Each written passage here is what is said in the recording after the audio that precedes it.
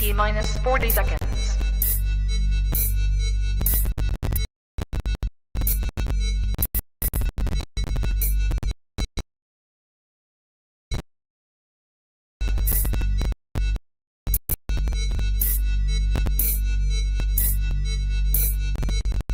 T minus 20 seconds.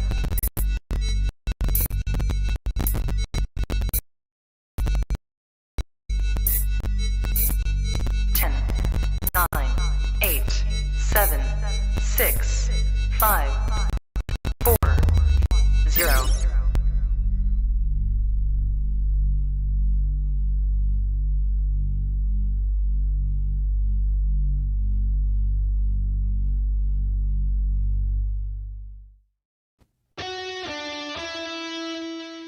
Welcome to the Play It By Ear podcast.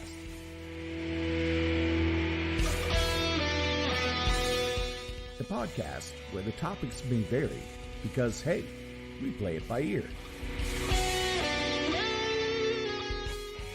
And now your hosts, Eric Fiskus, Brady Liming, and Todd Griffin.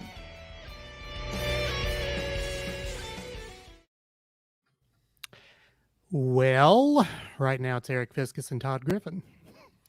Brady will jump in when he gets here. So welcome to episode 101 of the Play It By Ear podcast. 101. I know, it's triple digits and things.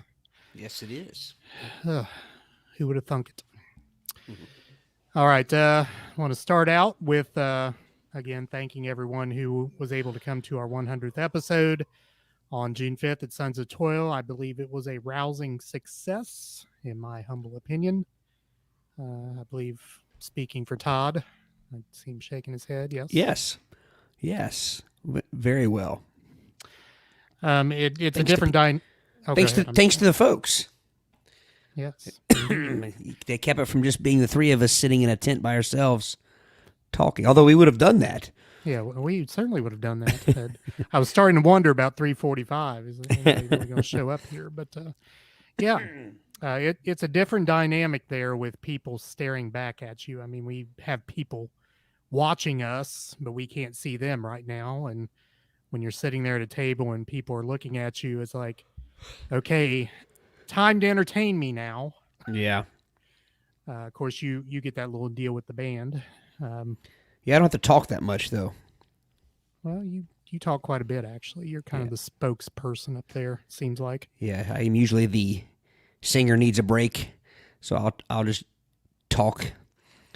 And it's funny because you mentioned it because, we found ourselves the other night in some of when we were doing the podcast, obviously we were retelling some of the stories we've told and some of the for lack of a better word, hits of the first 100 episodes.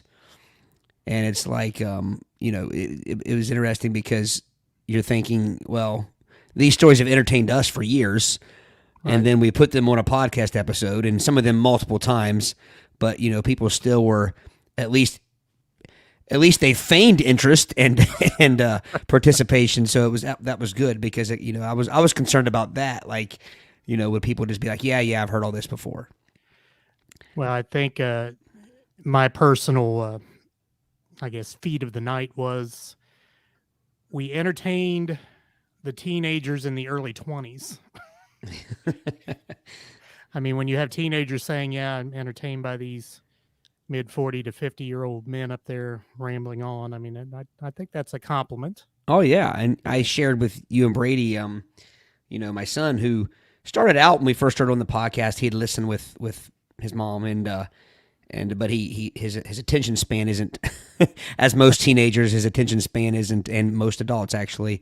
So he doesn't usually listen to a whole episode. So he'll listen to bits and pieces and then get caught up and things like that. But the other day, when we first went on our intermission there, he asked, because he invited a buddy of his over, and his buddy was on his way, and he said, how long are you guys going? And I said, well, we're going till 8. And he's like, this is a lot of fun. He's like, I wish you guys didn't have to stop at 8. So, think about it. That was 8 was 3 hours after it started, yeah. And he was not wanting it. So I think we learned something also about what some future possible some future possibilities that it's I think we can grow it, and we figure we had about 40 people there, Yeah.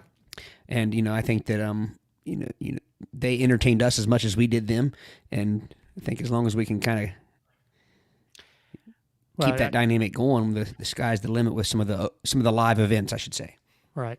And I do want to rephrase. We not only entertained the teens and the early 20s, I believe we entertained the preteens as well, because there was one particular young man in the back who we were told a story that he asked his mother, why are we out of milk? See, he had been listening to the podcast while his dad was listening to it. Of course, when you're listening to things in the car, you don't really know what your kids are hearing. Yep. But apparently he was hearing us. Now, it totally does not surprise me that we would entertain a 9-year-old. Doesn't surprise me at all. Yeah, I'm more surprised by let's see. Well, my parents are mid-70s, so quite an age range there now that I think about it. Indeed. So, but yeah, many, many, many thanks, and we will be doing it again without a doubt. A whole lot of fun on our end as well. Miss Wilson with us says it was a fun time, especially enjoyed meeting other earbuds. That was a good dynamic too. I mean, people see different names up here as I put them up on the screen.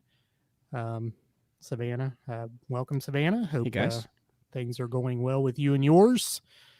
But yeah, of course, I don't know Miss Wilson and Savannah had met or talked in a few years, but again, that dynamic of people, and Allison was one that was there, and of course she lives in Alabama. She's originally from up here, but she was able to come, and that was neat as well. Yeah. Jerry, welcome. Hey, Jerry. But yeah, again, we will be doing all that again here at some point. Tim, welcome, Tim. Hey, Tim.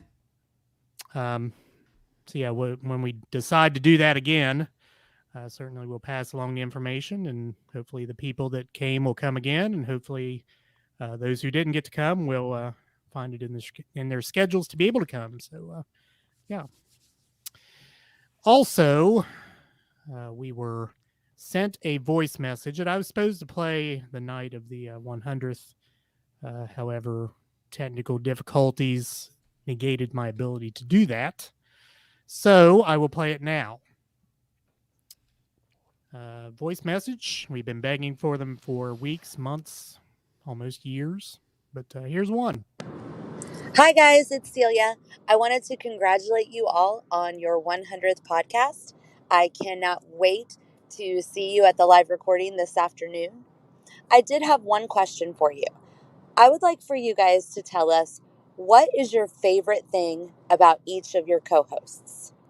See you guys this afternoon, and I can't wait for 100 more. Thank you, Mrs. Griffin. And now she's going to make us get philosophical here. Should we wait for Brady to answer that? Yeah, we probably should. I wrote a note down so I can remember what the question was. I remember the question. So Okay. I'll go through it again. Maybe after your segment here. He should be here by then. Yeah.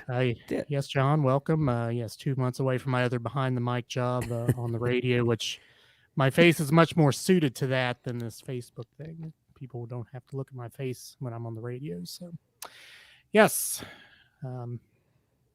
Anything else on 100, Todd? No, like I said, I think that we definitely, from some of the feedback we received, and you already mentioned that, excuse me, it would be something we'd be doing again. But I think the key to that is also probably sooner rather than later. I mean, I don't think it's, we definitely won't be waiting 100 episodes to do it. And a big thank you also to Eric. I know you have the connection there, but a big thank you to Sons of Toil, for letting us have the space and use the space.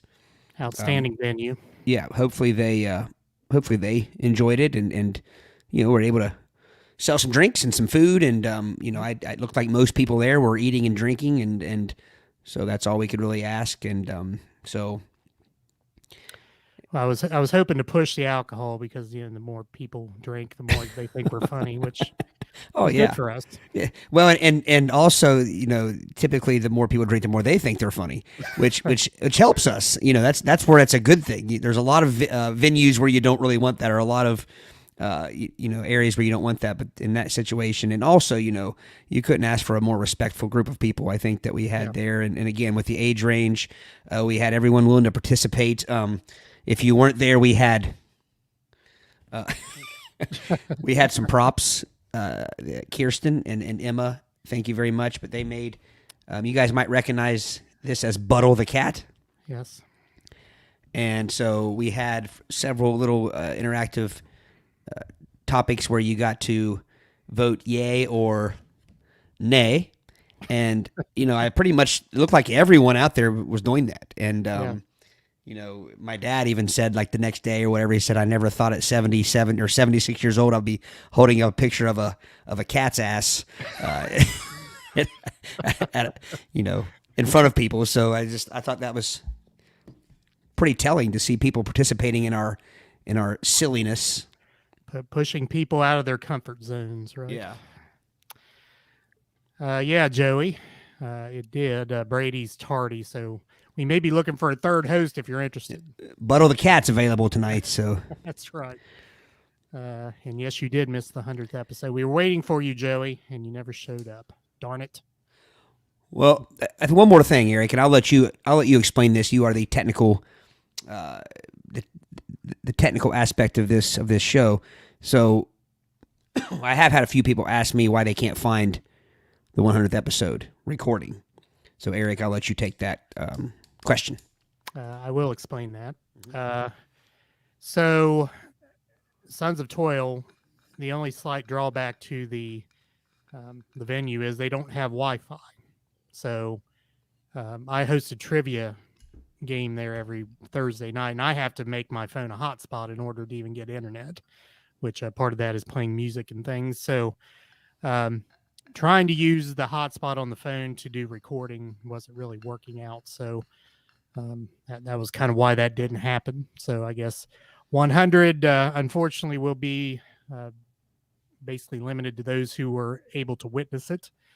Certainly when we do this again live, we will make sure that, and we may even go Facebook, YouTube live at the next one. We're not sure. I mean, obviously I haven't talked about it yet, but maybe it's something we do in the future, but that is why.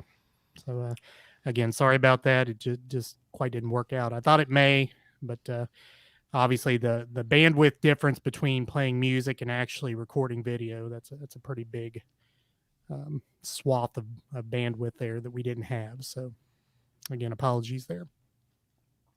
I hope that technical explanation suffices. Sounds good to me. Yes, Kirsten, it was fun, and again, as Todd said, thank you for your all that you did for us. That was really above and beyond certainly what I expected. So, Kirsten was another one. She obviously was the maker of the Buttle the Cat paddles. And I got a text from her a couple nights before basically saying the same thing that my dad was saying, other than, I can't believe that I'm sitting here making 50 or however many she made of these for us. So that's a good friend right there. Yes, talents of a former kindergarten teacher, all this artsy stuff that we benefited from. Joey asking about your hat there, Todd. Did you buy that at Myrtle Beach or Old Navy? Oh, Myrtle Beach. So an actual Myrtle Beach hat. Yes. Okay, that's good. And he said, by the way, Square Table Degenerates, look it up on YouTube. Good podcast there. He had Ricky Rackman. Nice. His 101st episode. So STD 101 Ricky Rackman. That was the title. I don't know if Ricky Rackman would want to be tied in with having an STD 101. I don't know. Anywho, we'll save that voice, and we may play it again here when Brady gets in. So we can get the question, and we'll get philosophical maybe, like I said, after the first topic. So we rambled on for 14 minutes here. So we'll go on with usual business. And if you have not been here before, we talk 20-ish minutes on each topic we bring to the table. We've not had any discussions on said topic prior to the show. So what you see is organic, as we like to call it, discussion. Todd, you were in the middle of a tournament. I am. 2 weeks ago, I believe, Yes.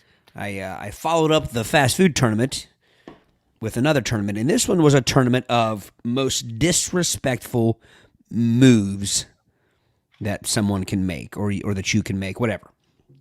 And I'll run through. It's a shorter bracket, but I'll run through the first round and remind everyone of the winners. So, the first matchup we had was spitting on someone versus mushing someone's face.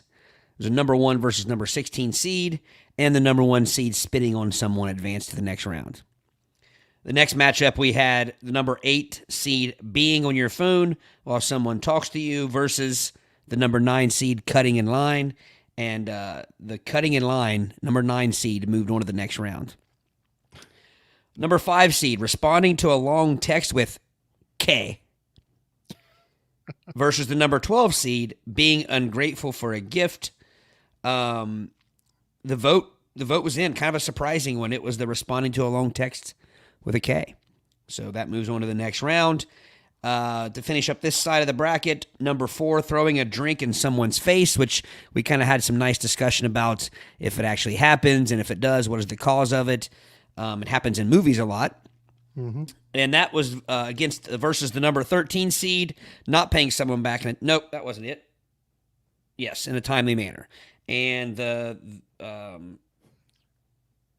4 seed won that with the throwing a drink in someone's face. Although, again, we I don't think we had talked to anyone that had that happen. So I think we took it as a kind of a hypothetical. It's an urban scenario. legend. Yeah. On over to the other side, we had number 3, the open hand slap, versus number 14, eating someone else's labeled food at work. And open hand slap won that matchup. Number 6, giving a noogie, swirly, or wedgie, versus number 11, leaving trash in your friend's car. And number 6, the noogie, swirly, or wedgie, won that matchup and moves on. Next, we have stepping on new shoes, the number 7 seed versus number 10, blowing smoke in someone's face. The number 10 seed blowing smoke in someone's face advances.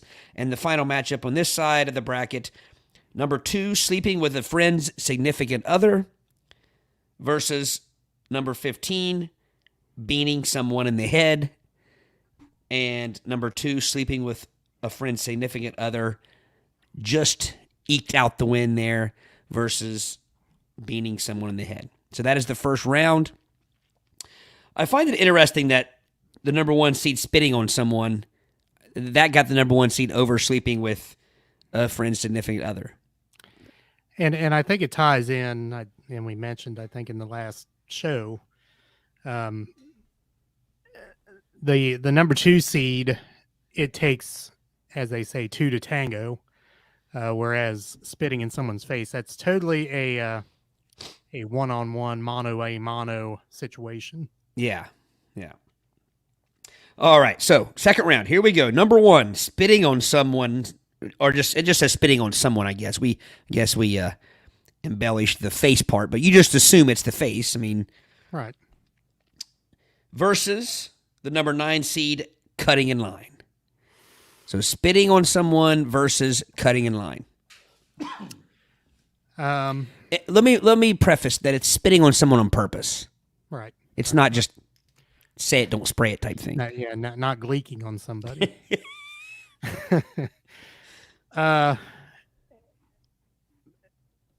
One of my favorite comedians, Gary Goldman, if you don't know him, look him up, does a nice bit on cutting in line, or someone cutting in line in front of him at the Trader Joe's. But yeah, very, very funny bit. Even so, I mean, spitting again. Spitting is an actual crime. I mean, you spit on someone, that's assault. Yeah. I obviously that would be worthy of a number one seed, and maybe that has to do with the seeds as well between 1 and 2 that we were talking about. True. Sleeping with someone's significant other isn't necessarily a crime. It could Yeah, be, but yeah. it isn't necessarily. Spitting is definitely assault. So Yeah. Cutting in line is not against the law. no. Although it maybe should be. Well, yeah. Well, I think it should be worthy of capital punishment. Let's put it that We, way. well, you should be able to spit on someone if they cut in front of you in line. Indeed, worthy of assault. Spitting would be my vote. And again, we invite the audience to vote.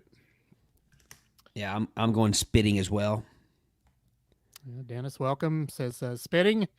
Savannah, spitting.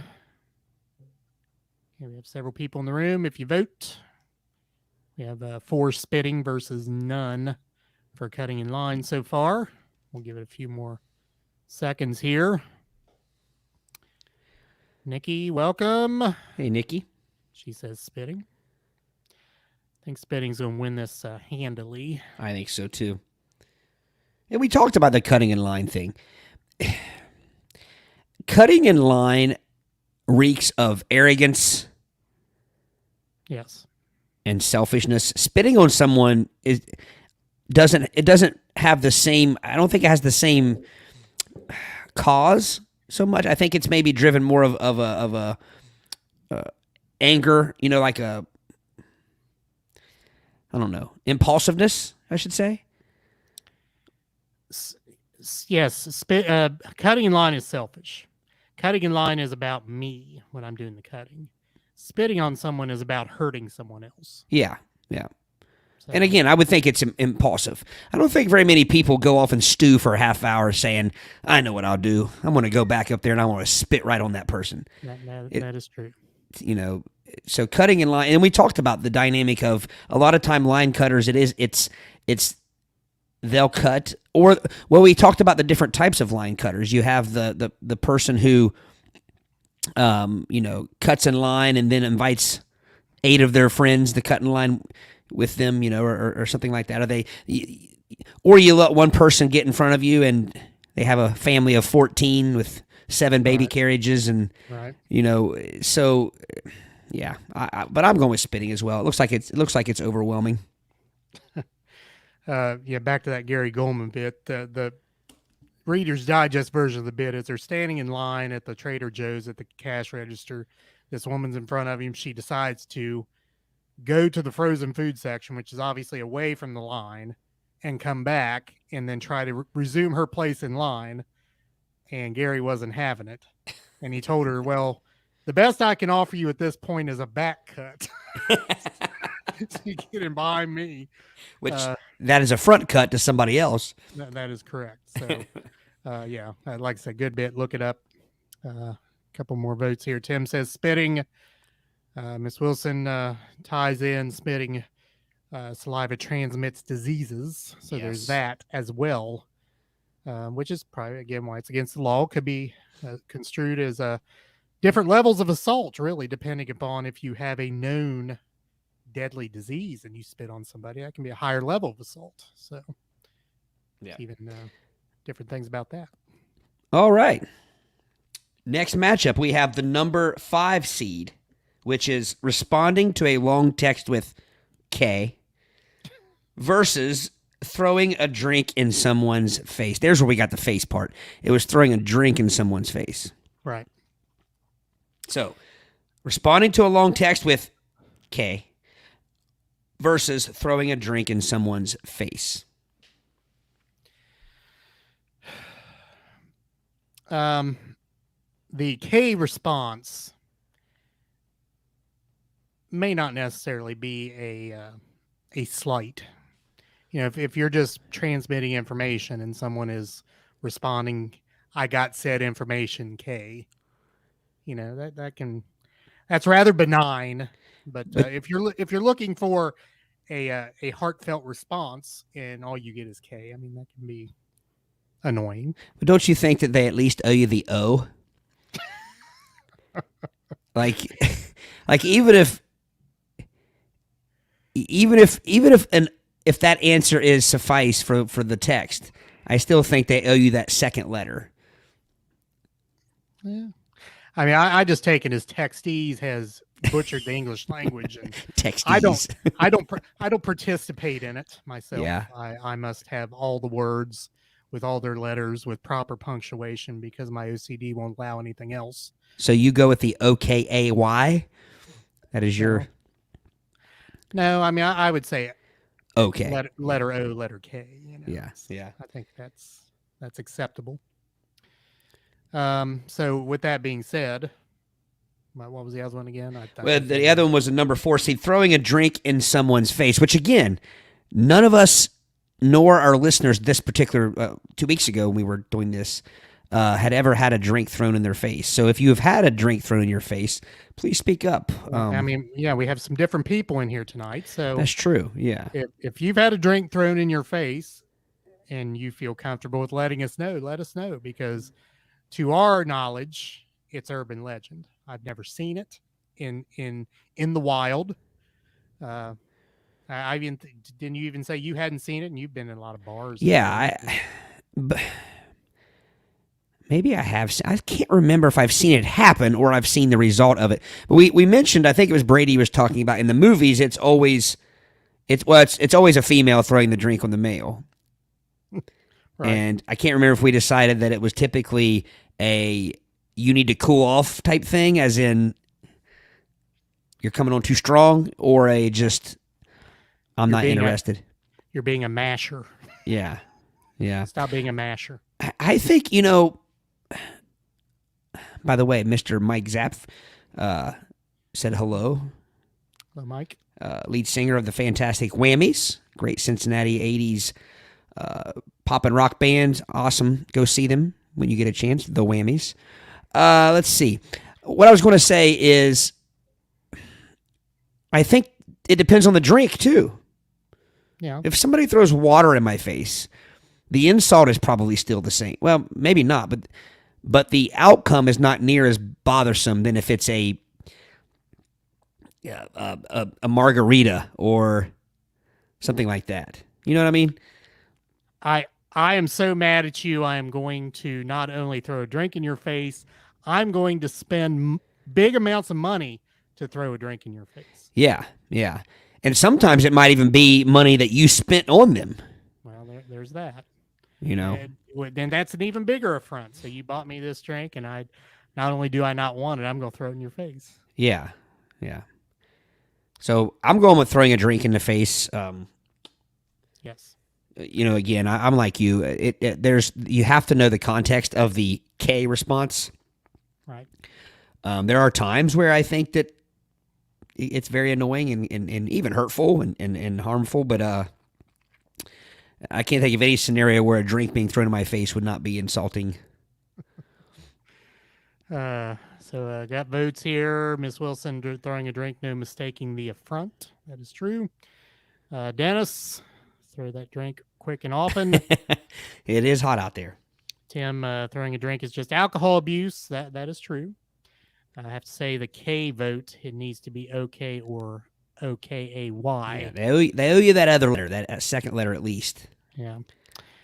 So Nikki has a story.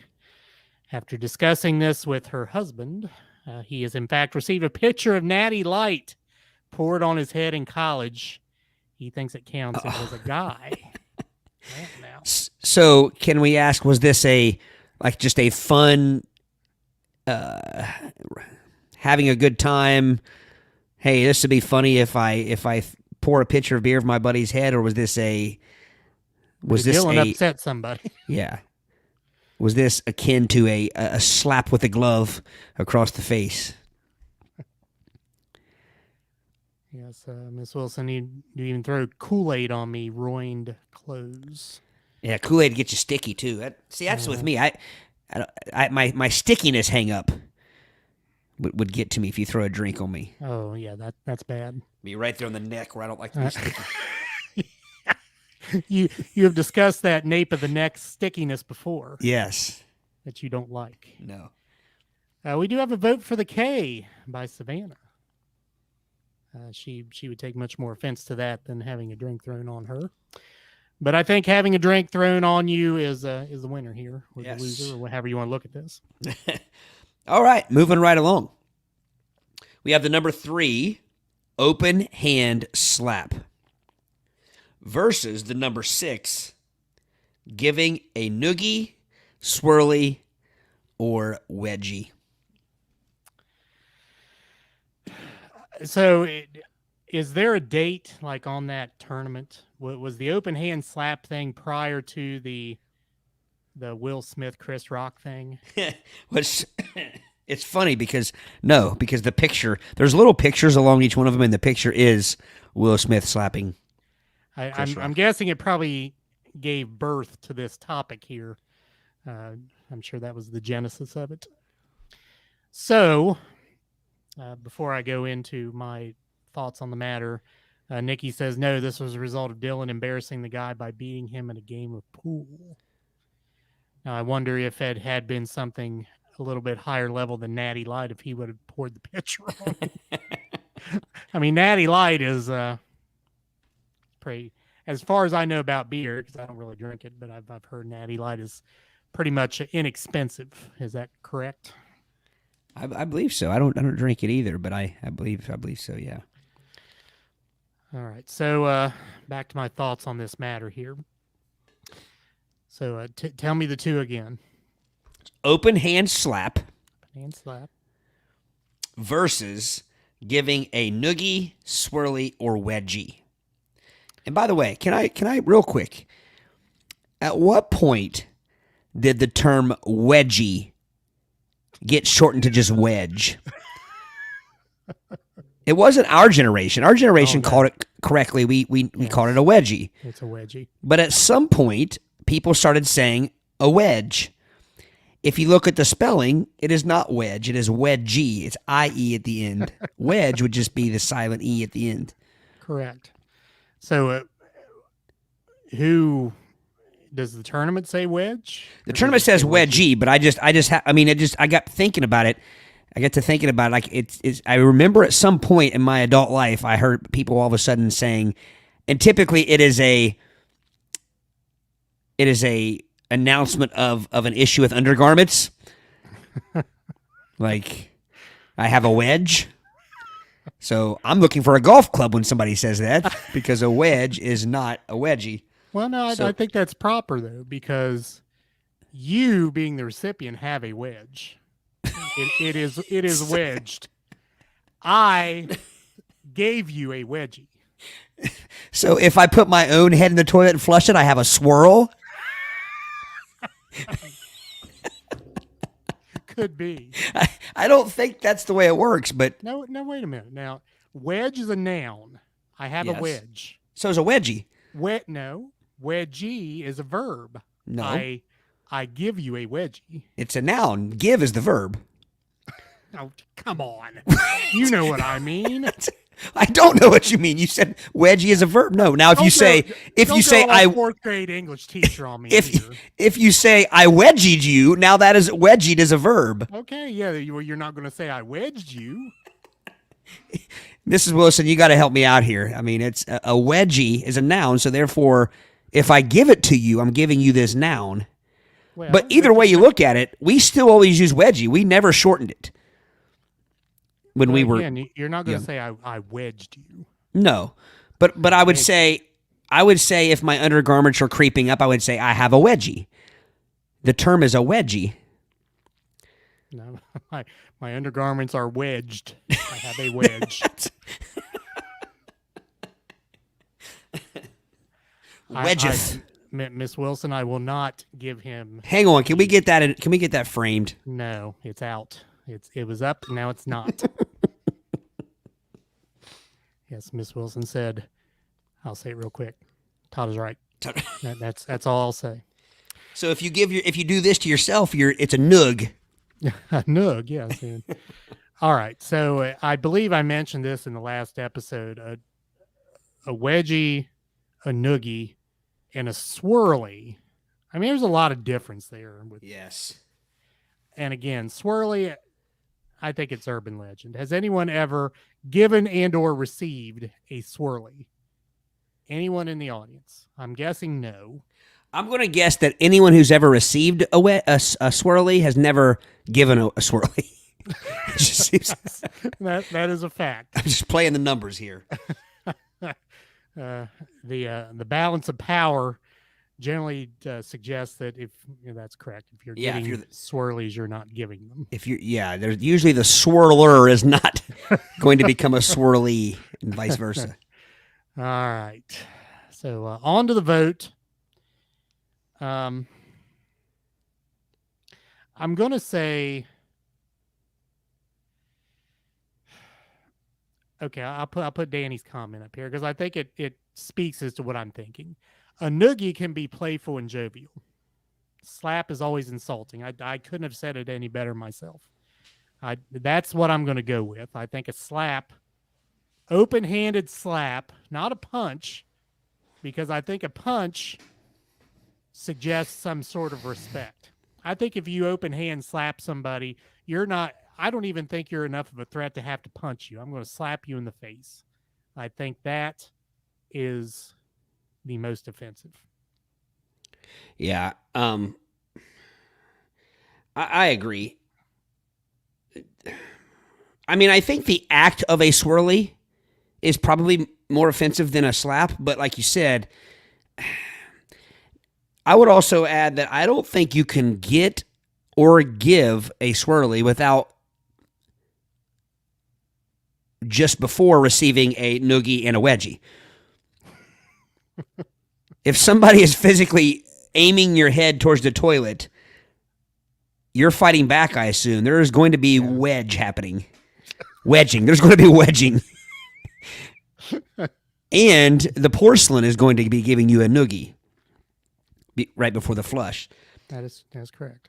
But I agree, Eric. I think an open hand slap is more common than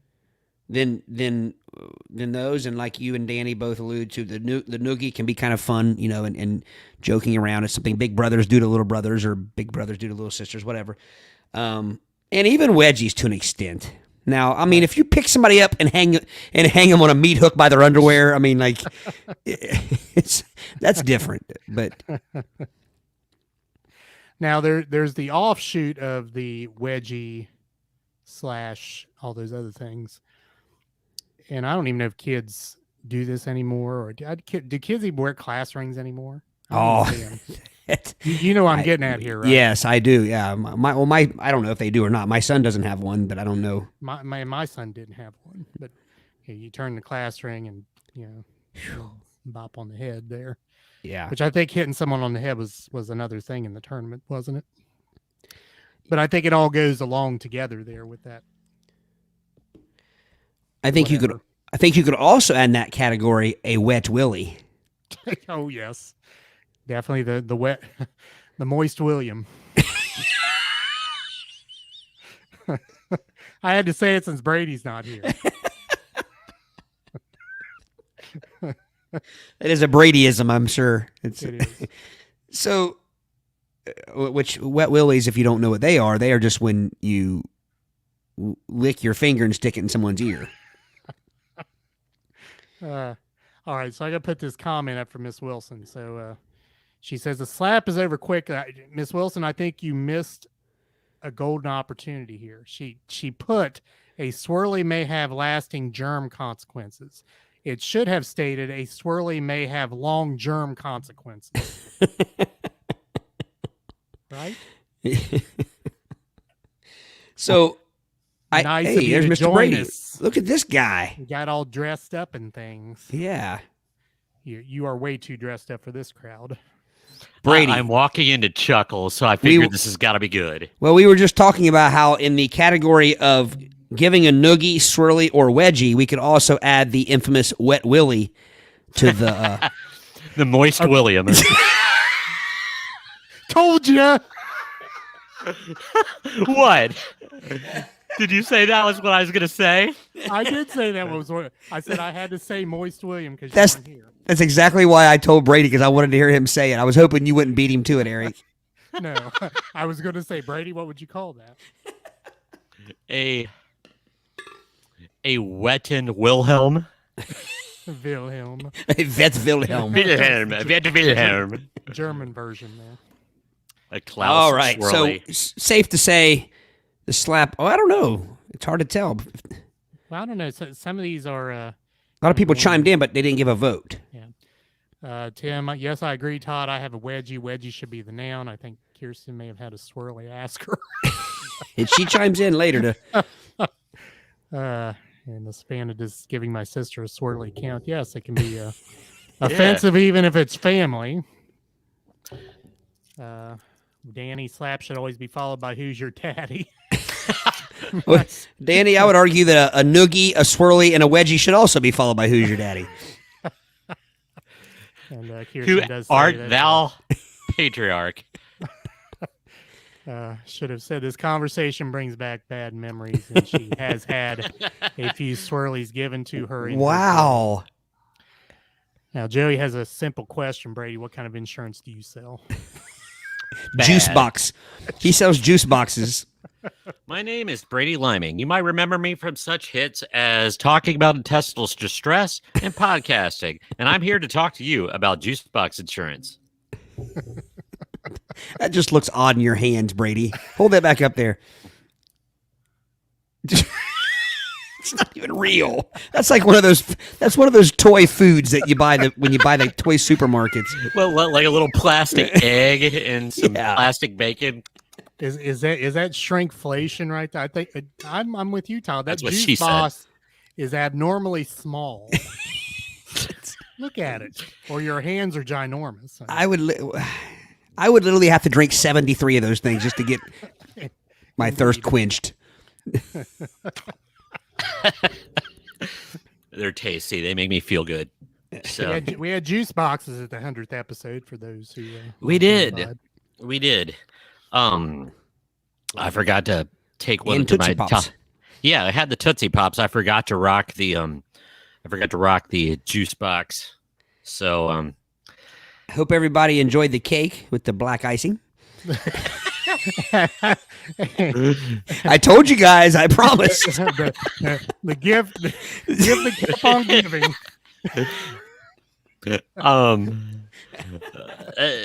I don't even know if we should. I think you guys lost, but when you talked about a dollop of leprechaun that snuck in, I was kind of horrified. I had to stifle a little bit of a Shrek. yeah. All right. So do we have some votes here? We have Brady. What's your vote? The matchup is open hand slap versus noogie, swirly, or wedgie. Oh, see, an open hand slap. I feel that I could retaliate instantly. But man, if you're getting wedged, nurpled, nugged, or swirled, or you're probably Williamed. overmatched. Williams. So you're probably at a situation where you're overmatched and can't retaliate. So I'm going to say that's the most disrespectful because you're being bullied. Yeah. Kirsten, who swirlied you? We need to all go and swirly them to get back at them for you. Yes, we'll come to your defense, Kirsten. Yes. I'm guessing maybe Tim had a role in that because he knew about it. We have some intrigue here in the audience. Intrigue. Danny says Brady needs his juice box after a long day of Bible sales.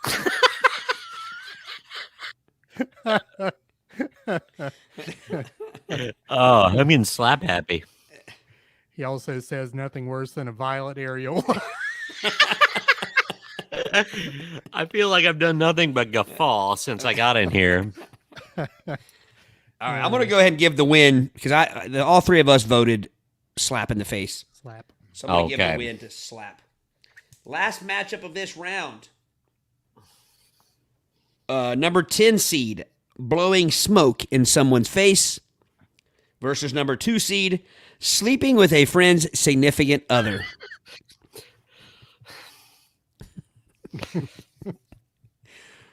While blowing smoke in someone's face. Afterwards. Turn. Let's see. My gut feeling that this isn't even going to be close. I would say the having knowledge of your friend's spouse would definitely be the more disrespectful. Blowing smoke, Carnal knowledge. yes, because blowing smoke. Now, I will tell you, For it is unlawful pretty- carnal knowledge. Yes, because I mean, there's so many ways that could go down and what happens afterwards of the confrontation. But I will counter with it, and for those of you guys on audio only, I'll try to describe this. But if somebody's looking at you all, you know, And if That- you're on audio, you certainly have missed out on that. you know that's pretty, you know, disrespectful, and it's almost like turning you into a child, like, you know what I mean? I'll say this: there's a there's a connection there because the person who would do that would sleep with your significant other. Yes. I think you've got a point. Yeah. You almost can't have one without the other. That is true. I would say sleeping with the friend's significant other would be more offensive because it would be two people offending you versus just one. That is true. That is true.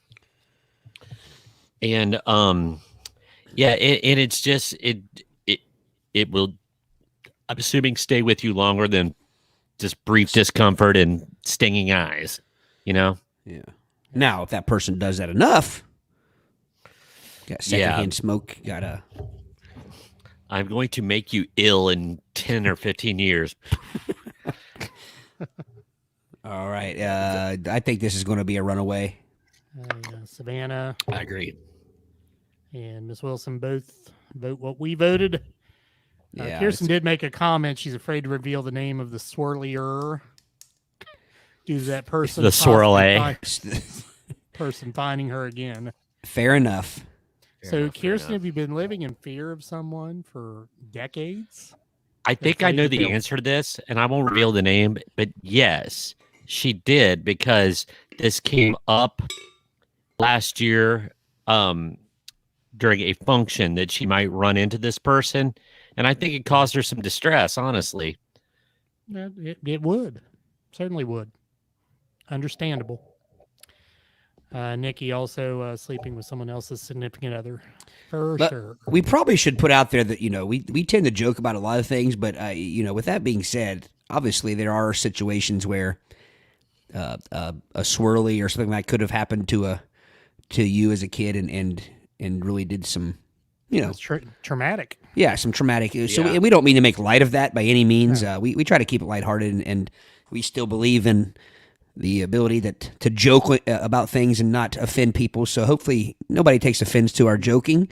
But Kirsten, you can text us in private, and we'll go find them and swirly them. Mm-hmm. Indeed. All right. All right, so we're down to the final four. That sleeping with someone's friend ran away with that one. So let's finish this up because Brady's here now, so he can. All right, so final four we have the number one seed spitting on someone versus the number 4 seed throwing a drink in someone's face. This is the toughest matchup we've had so far, probably. And remember, this is all purposeful, Brady. We wanted to make sure we put that out there because Yeah. someone could spit on you accidentally. Yeah. When they're, you know, if they're reciting Peter Piper picked a peck of pickled peppers. Yeah, so if there's a lot of alliteration, in their speech, they could be spitting all over you, but that's not that's not what we're talking about. But, you know, I spit in your face, patooey, like the Iron Sheik, you know. That's definitely pointed and disrespectful. Or if they hawk up a big loogie. Could you spell hawk for me? H-O-C-K. This is always Hawk. perplexed. What is it? H-O-C-K. H-O-C-K. Hawk. Hawk. Okay. Hawk, Loogie, not I, hawk. I've gone back and Hawk. forth. Hack. Hack. You hacking a loogie. Yeah. I think hawking is an onomatopoeia, but we've just never discussed it because I think it's supposed to represent the sound of, you know. Yeah. Yeah. All right, so Speaking let of me- onomatopoeia, I heard your slurp just now, Brady. That thing didn't last. You just opened it, man. You're slurping already. Yeah. well, it's the I'm size dehydrated. of a freaking communion cup at church. course, It's a he's already toy. slurping. It's a toy. A toy. That's the international sign for you need a refill, Brady. Yeah. I could. Yeah, I probably do. Like I said, I brought backups because there was no That should cold last you the waters. next 5 minutes. Hey, it'll keep me from spitting dust in your faces. I mean, I come armed with 2 Diet Mountain Dews for these events here. Man, Don't question my manhood. I like my high C. I have my water. I have a water yeah. someplace. You're so healthy. All right, so let me read. My throat gets dry if I don't drink the water during the podcast. So let me read way too much into this here. Could spitting be less bad than having a drink thrown on you because there is also saliva in the drink? Ooh. Or depending what drink it is, I mean, there could be saliva. There could also be like citrus fruit chunks, which will burn. Well, I mean, Diesel pizza could be a Bloody Mary, and I've seen those with eggs and bacon and pickles and chicken wings and everything else hanging out of them. Celery. Ugh. It could be, yeah, celery. I got broccoli in mine. I got an asparagus spear. Skewers. You could get injured. So I'm guessing that someone is not thinking, hey, I've got citrus fruit in my drink here. Maybe I can make their eyes burn with the citrus. I think, Eric, it depends on what stage the drink is. Like, if a drink is bought and they haven't even touched it yet, and they just throw it on someone. But you're right. If they've been nursing it Yeah. for a little while, it might have some saliva in it. Or what Yeah. if I'm holding the drink and I hock a loogie into the drink Ugh. and throw it on you? You're gonna make me sick. Yeah, that kind of got to me a little bit. I don't know. For me and myself, I'm going to say being spat upon would be worse. It'll grow Both- because of the gross out factor. Both can make you sticky. Yeah. Yeah. Sticky. But and this also brings in, both of them are impulsive, because we talked about that earlier with the line cutting versus spitting, where spitting is impulsive, and so is throwing a drink on someone. I don't think anybody says tonight when I go out, I'm going to throw a drink on someone. Maybe they do. Maybe they do. All I'm right. voting spitting. Again, I will go back to the fact that spitting is a crime. Spitting on someone is assault. Therefore, I have to vote for the criminal activity being more offensive. Yeah. All right. Miss Wilson, of the 2 flying fluid, saliva definitely more offensive. Dennis, spitting totally disgusting, hazardous, and disrespectful, and deserving of a Class A beatdown. Tell us how you really feel, Dennis. Go ahead. Dennis, or excuse me, Danny says spit, and the Fanes also vote spitting.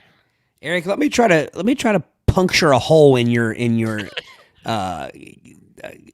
breaking the law. That seems to be what put it over the line for you, which I know what you mean, but I want to just want to bring this up.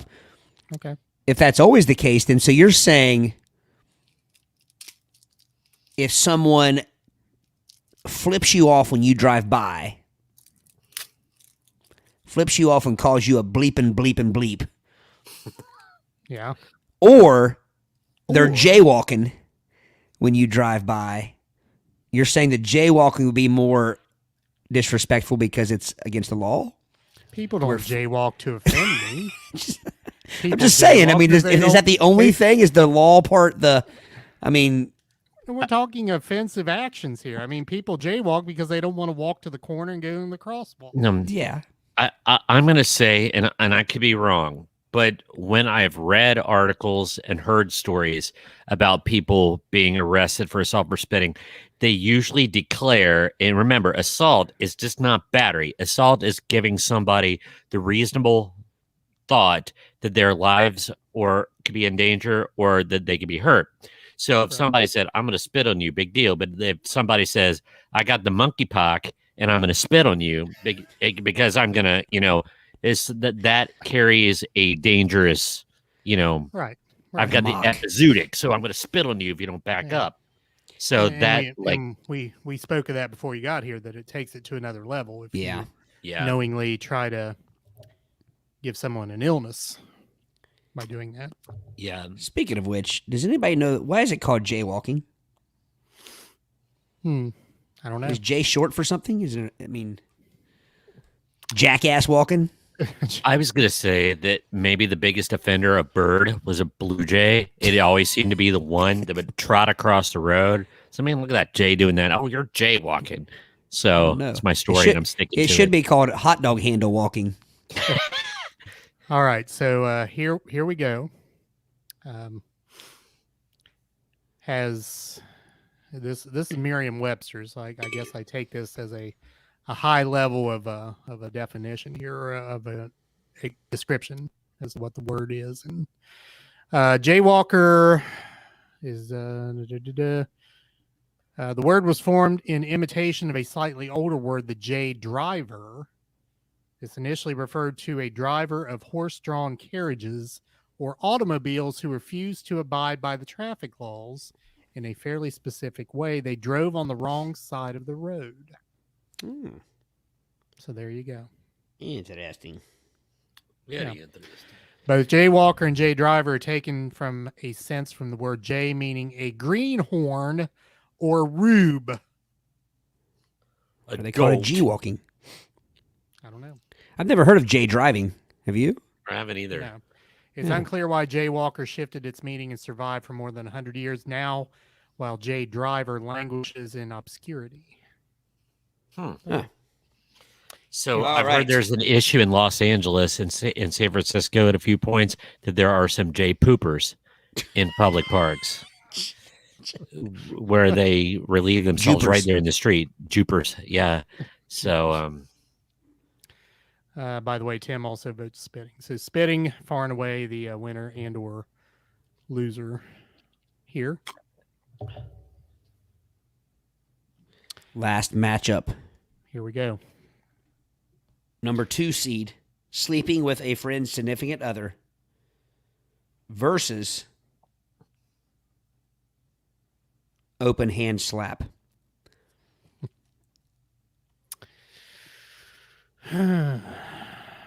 Well, again, I will go back to sleeping with someone's significant other is two people dissing you rather than just one. it's more than just physical, it's emotional. Yes.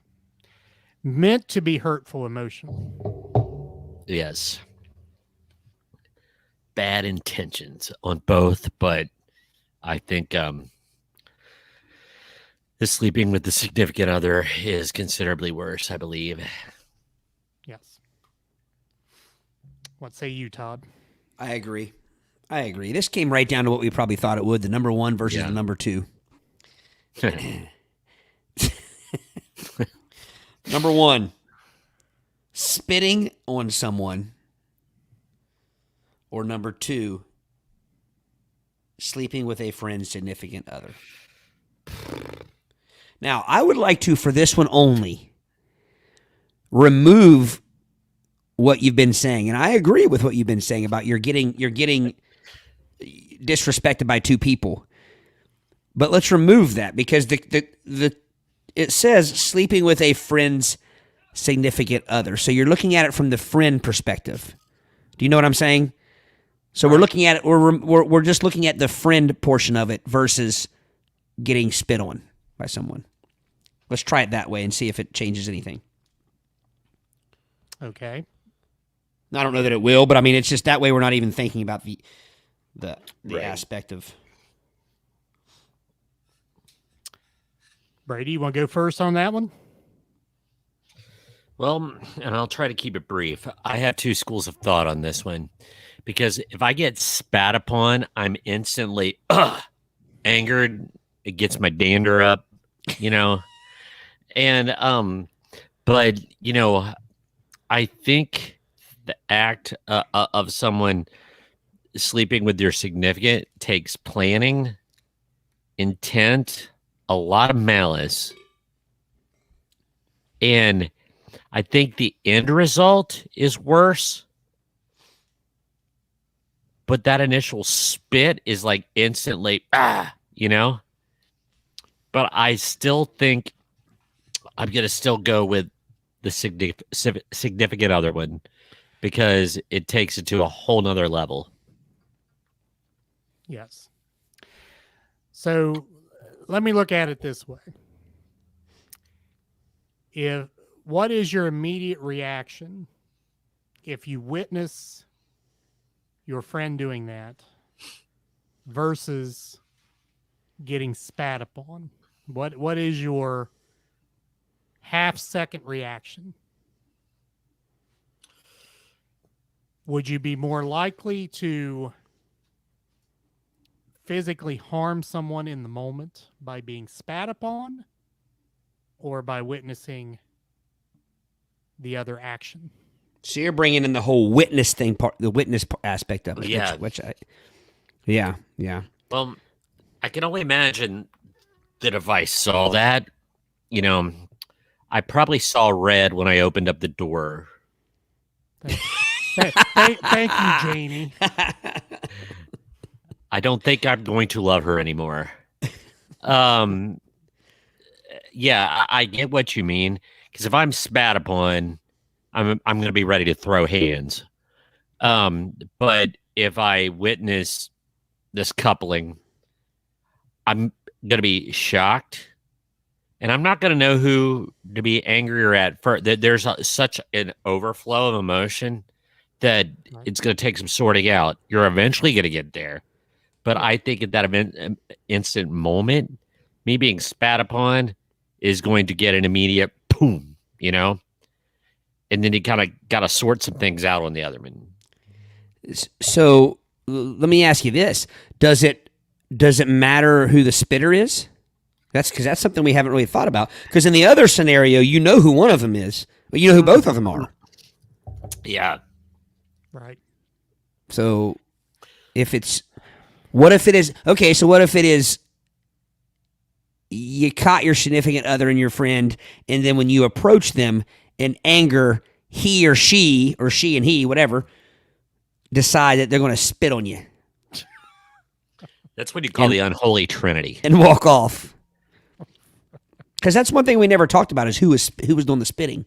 That's why these are hard to compare in a way, because on one of these scenarios you know exactly who it is. The other one, it doesn't say whether it's a stranger, a neighbor, a friend, a family member. Right. I'm still going with sleeping with a friend's significant other. I think the overarching is its ultimate disrespect. So I am going to go with that, but I will still stand behind. Probably at first, spitting on me is going to get me instantly angrier. But the other one, yeah, I agree. Now I'm going to talk myself out of this. Let me go at a different angle here. Because it doesn't say the sleeping with the friend's significant other is meant to be offensive. That could happen due to inebriation. Not necessarily meant to offend anybody. It just happened in the moment. Whereas spitting on someone is always offensive. Oh, man, you had to come at me with that. I did. Because that is a great point. I think that we all can agree that in the long haul and with as far as your emotions and your mental health, I think that it's a no-brainer that the right. Number 2 seed would win. But again, I think that you guys bring interesting points to it, because there's also the whole thing of it I don't know. It's hard not to. I'm sure we're going to. But there's also something being discovered there in that moment when you find number 2 happening. And that is, it's very telling at that point. You know what I'm saying? And it may be heartbreaking, and it may, I'm not trying to brush it off, but it's still, like you said, it's not just an act of who is this person that is spitting in my face. So, Yeah. I think it's easy to just say it's easy. Number 2 wins and call it a tournament, but I do think there is some argument there for it to be a closer matchup than we think. Yeah, Eric kind of messed with my head. What is the tournament called? The tournament is called, and let me remind you guys that whoever created this, the number 1 seed was spitting on someone. Right. Most disrespectful moves. Don't you think there are other aspects also, like how long have you been with this other person? Yeah. Absolutely. You know, there's all kinds of factors there. I mean, if it's Yeah. But again, regardless, that action may not be meant to be disrespectful. It may just be circumstances. Not Yeah. apologizing for it. Yeah, I know what you mean. I totally know what you mean. It goes Whereas back to if the I'm- intent. Yeah. If I'm going to spit on you every time, that is meant to be disrespectful. That's the purpose. Yeah. That does not happen in the moment. Again, it's not a gleek. What does Buttle the cat say? Buttle the cat. I do have to say that my daughter has played with her 4 Buttle the cats. And this morning I cleaned the kitchen and I found the centerpiece of the table. The Buttle the cat was now the centerpiece of the table. And she placed it there. Yes. All right. We do have some votes here. It looks Now, like these votes came in early. Miss Wilson says sleeping. Savannah sleeping with friends, significant other. Dennis sleeping with friends, significant other is far more lasting for all involved, friend or not, makes no difference. From a couple celebrating our 47th anniversary today. Happy anniversary, Dennis and happy Denise. anniversary. Happy anniversary. anniversary. Yes. And thank you for spending part of that anniversary with us. Yes. Miss Wilson spitting with intent to infect someone over sleeping, however, spitting or sleeping with some others significant over clean spitting. So now, clean My spitting. spit there is such a thing immaculate. as yeah. So yeah, there's a lot of different angles you can go at with this. Yeah, I mean, I think ultimately number 2 wins. I mean, I think. Yeah. Do we agree that the sleeping with a friend? Yeah, I think our audience goes that way too. But Okay, yeah, we didn't just we talked it through. yeah. We Yes. didn't do this half anused. I mean, our fans don't pay us to That's right. just zip through things. They want pithy. They want articulate. They want parsed and dissected Yes. and reconstructed. They want to be pissed off. Nice. That's right. It's 110% always here on the Play It By Ear podcast. Yes. We're extra. All right. Good Extra. topic. Good topic. Extra. We're extra. Extra. All right. We want to invite you to go to our website, and our store is once again open. And in our store, you find shirts. Our shirts that we started selling at the 100th episode with our new logo. If you go to our website, click on the link that says store, go all the way down to the bottom of the page.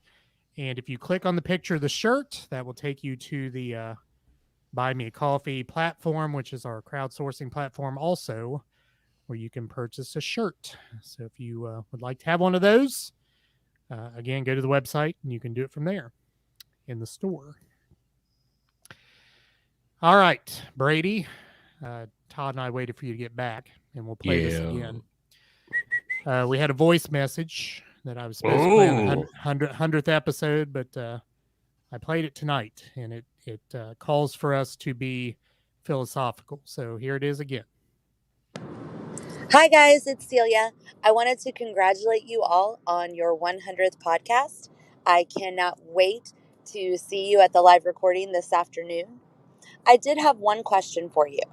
I would like for you guys to tell us what is your favorite thing about each of your co-hosts? See you guys this afternoon, and I can't wait for 100 more. Wow. All right. So who'd like to tackle that one first? I think that this can be, I don't want to say it's easy, but it's also complex. I think that it's easy to, okay. Sorry, I was being paged. My favorite thing about my co-hosts is, and this goes for both of them, they can always be dependent on to make me laugh. They could always be dependent on to make me think and stretch my brain. We had discussions, and I'm going to say arguments, more debates. And I think there's times that we don't even believe what we're debating. We just like the thinking it through. And just if we're going with that's my first gut, and there's more to it and deeper. Eric's flaxen hair and Todd's doughy eyes. But like, oh, stop, you're making me blush. And Flaxen, damn, I can't even say it. Flaxen Fiscus. Flixen. Flixen. Fliscus. But yeah, that's gonna be my first gut reaction. I think that, I don't know. I mean, like, I as far as from the podcast's standpoint, coming from that angle, I think I appreciate how we're enough alike, but also different enough to where we do have things to talk about. We don't always agree, but I think it'd be very boring if we did. I mean, and I think we have three different. It's funny because there are probably people that would say we're all the same, but then there's definitely a lot of differences, and I think that's what makes it work. As far as Eric, we always say Eric is the one who keeps us in line and kind of gets us back on track. Eric is the. I mean, as far as I'm concerned, I mean this podcast is Eric's. It's his baby. It's his. He puts the effort into the technical behind the scenes stuff, and so I kind of feel like the best I can repay that is to find things that are fun to talk about and come every week ready to bring up things that do what Brady said, and that is make you think and make you laugh, and so I think it all just kind of works in that way. But one thing I kind of want to throw out there, when I first heard the voicemail, which I hadn't heard that, by the way, Celia did tell me, she told all of us that day at the live podcast that she had left us a voicemail, and we just forgot to listen. But anyway, it's kind of cool for me to do this because we've talked before about the age difference between you guys and me, which obviously it's insignificant now.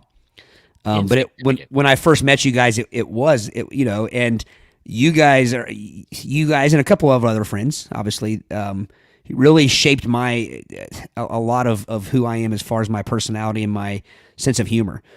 And I think that's cool to me to be able to kind of sit with you guys and I guess use that, or to even understand it. There's lots of people that would hear something you said or I said and just not even think it's funny. And I think we can always count on the fact that one of the three of us is going to think something's funny, because it's just the way. And honestly, I owe you guys that because my sense of humor probably wouldn't be what it is if it weren't for that. I mean, we've talked before, like So I Married an Axe Murderer. I mean, the fact that you guys show me that and I got it and I got the humor, because it's not what you would call an in-your-face comedy that everybody watches and just dies laughing about. Same way with Mystery Science Theater. And so I think those things are what I appreciate most about you guys, is that you guys allowed someone who was younger at the time, and we met through mostly sports and things like that. That was what Eric, we mentioned before, was my assistant coach, and in junior high and things like that, and kind of music. Same way with that. We don't obviously our podcast isn't music based so much, but my love of 70s and 80s rock, I mean, comes straight from you guys because I didn't grow up listening to it. It wasn't something my parents listened to. So I kind of like, that's what I'm thankful for you guys, as far as that I can sit here and appreciate what you guys are saying and feel like I have something to add to the conversation based on the fact that you guys kind of shaped my sense of humor and you know. And you still became a productive member of society. Yes. I think one of our points of early bonding is like all three of us did. Now, Eric and I, of course, had a head start because this probably started.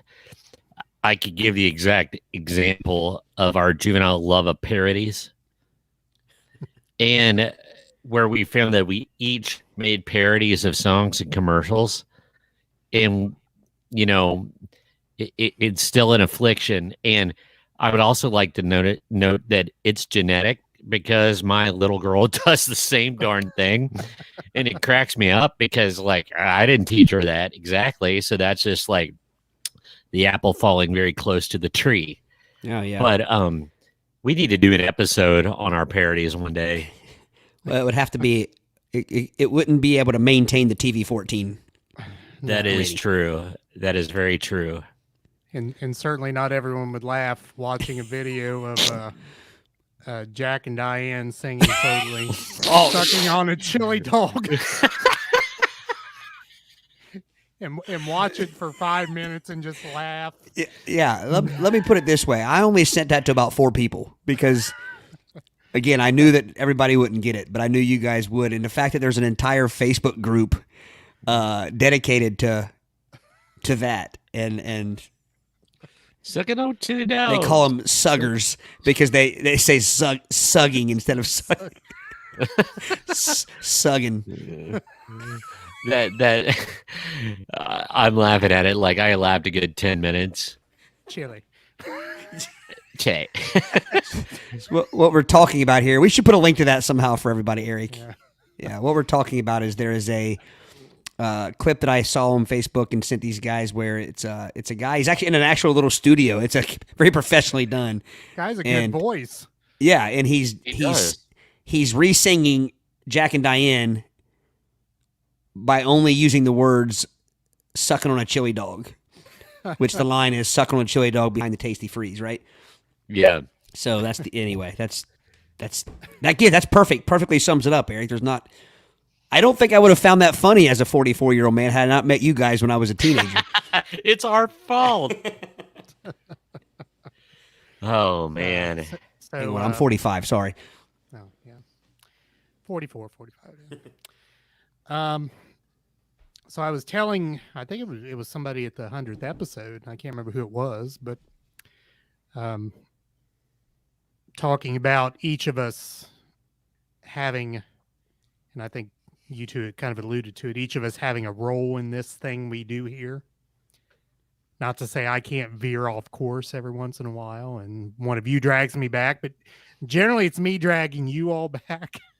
That's generally how it goes. But Yeah. Well, this show would be 4 hours long if it weren't for you. And it almost is now. Each episode. But I told this person, I don't know if one of us decided to not do it anymore. I don't know that it could survive someone else.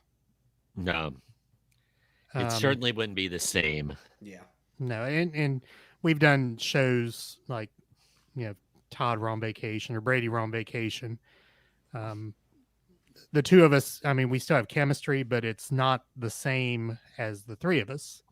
Right. So I don't think it could go on as a twosome, and I don't know that we could plug anyone else in. Not saying we couldn't do it, but it would certainly be a vastly different endeavor, I think. And I do want to say for our stand-in hosts, William Howard McLean and Bree, and people that have stepped into those roles, you did a phenomenal job. Yeah, nothing against those people Yeah. at all, certainly, but Well, just like you said about when we go with just two, even if there's not a guest host, it's you know, it's still a quality, but it's not. You know what I mean? It's Like, not the same. yeah, Something's missing. yeah. All right, so Miss Wilson has given her impressions here. Todd is adventurous. Brady is word wielding. I am stability. I think what she just gave me was the equivalent of best personality in the. And Probably what she so. gave me was he never shuts up, which is true. Miss Wilson, after I set Eric straight on the wedgie being a noun, you're gonna. Not, I'm just kidding. I missed out. I would on agree it. with It can be that. a verb and a noun. I would agree with that. I think that's a good take, Miss Wilson. I mean, All right. I think that's fair. and you know, not only was Miss Wilson our teacher, did you guys can't remember? You guys had Miss Wilson in school? Oh, we yeah, had yeah. her the very first year she was at Eastern. Okay. And we snow jobbed her because we were much more capable than we let on, so she didn't push us like she should have.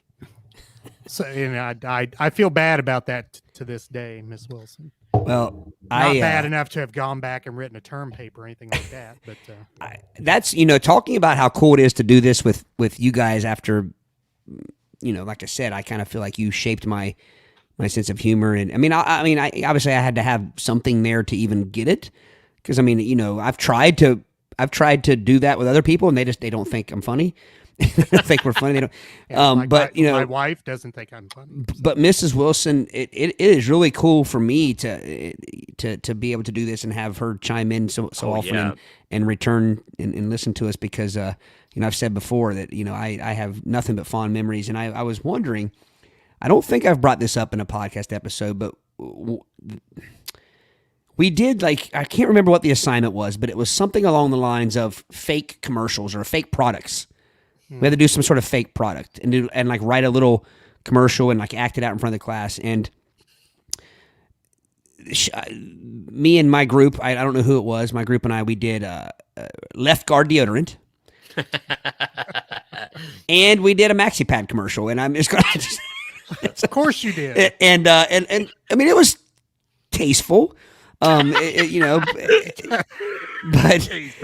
I just the fact that, I think that's why it really opened my eyes to like how cool a teacher could be, to just let her students be us, and like not, you know what I mean? Like, didn't make a big deal of it, and didn't draw attention that would have made it weird and made everybody, but she just let us be. It's not like we were being disrespectful and cussing and talking, we weren't being gross. We were just, it was just a fun little thing, and I remember that, and I think that had a big effect on me. And even now as a teacher, obviously I teach much younger kids than what we were, but just knowing that, hey, when you can let a kid be funny and laugh with them and things like that, I think that it means a lot to them as a student, and so it's cool for me to be able to see Mrs. Wilson come here weekly and join in, and it was great to see her the other night. So I didn't know if you remembered that, Mrs. Wilson, that my Left Guard deodorant and my Be-Free Maxi Pads.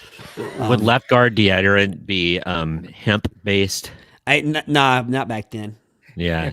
But I remember the opening line. It was two guys sitting there, and one of them lifted his arm, the other one smelled it and said, "Man, you don't smell right. You need Left Guard deodorant." The Brilliant. smell has left the building. So your Maxi Pad commercial was tasteful. Thinking of the people involved in this, I'm wondering what version of tasteful that was. I'm saying it was very professionally done, but the point isn't even what it was. It was just the fact that she was letting us do these things and like be ourselves. You know what I mean? It was, I don't know, probably not funny to very many people, but it was just fun. Yeah. We had a group. It wasn't just like me. It was a group of people, boys and girls. Oh, yeah. Good times. Very, very good. So yeah, I hope that answers your question, Celia. Speaking of which, can I give a very quick shout out to Celia? Yesterday was her birthday, so I want to wish a very happy birthday to Celia. I'm not going to say her age, but it's a little younger than me. And so anyway, I know she is a huge fan. I've said before, she doesn't miss an episode.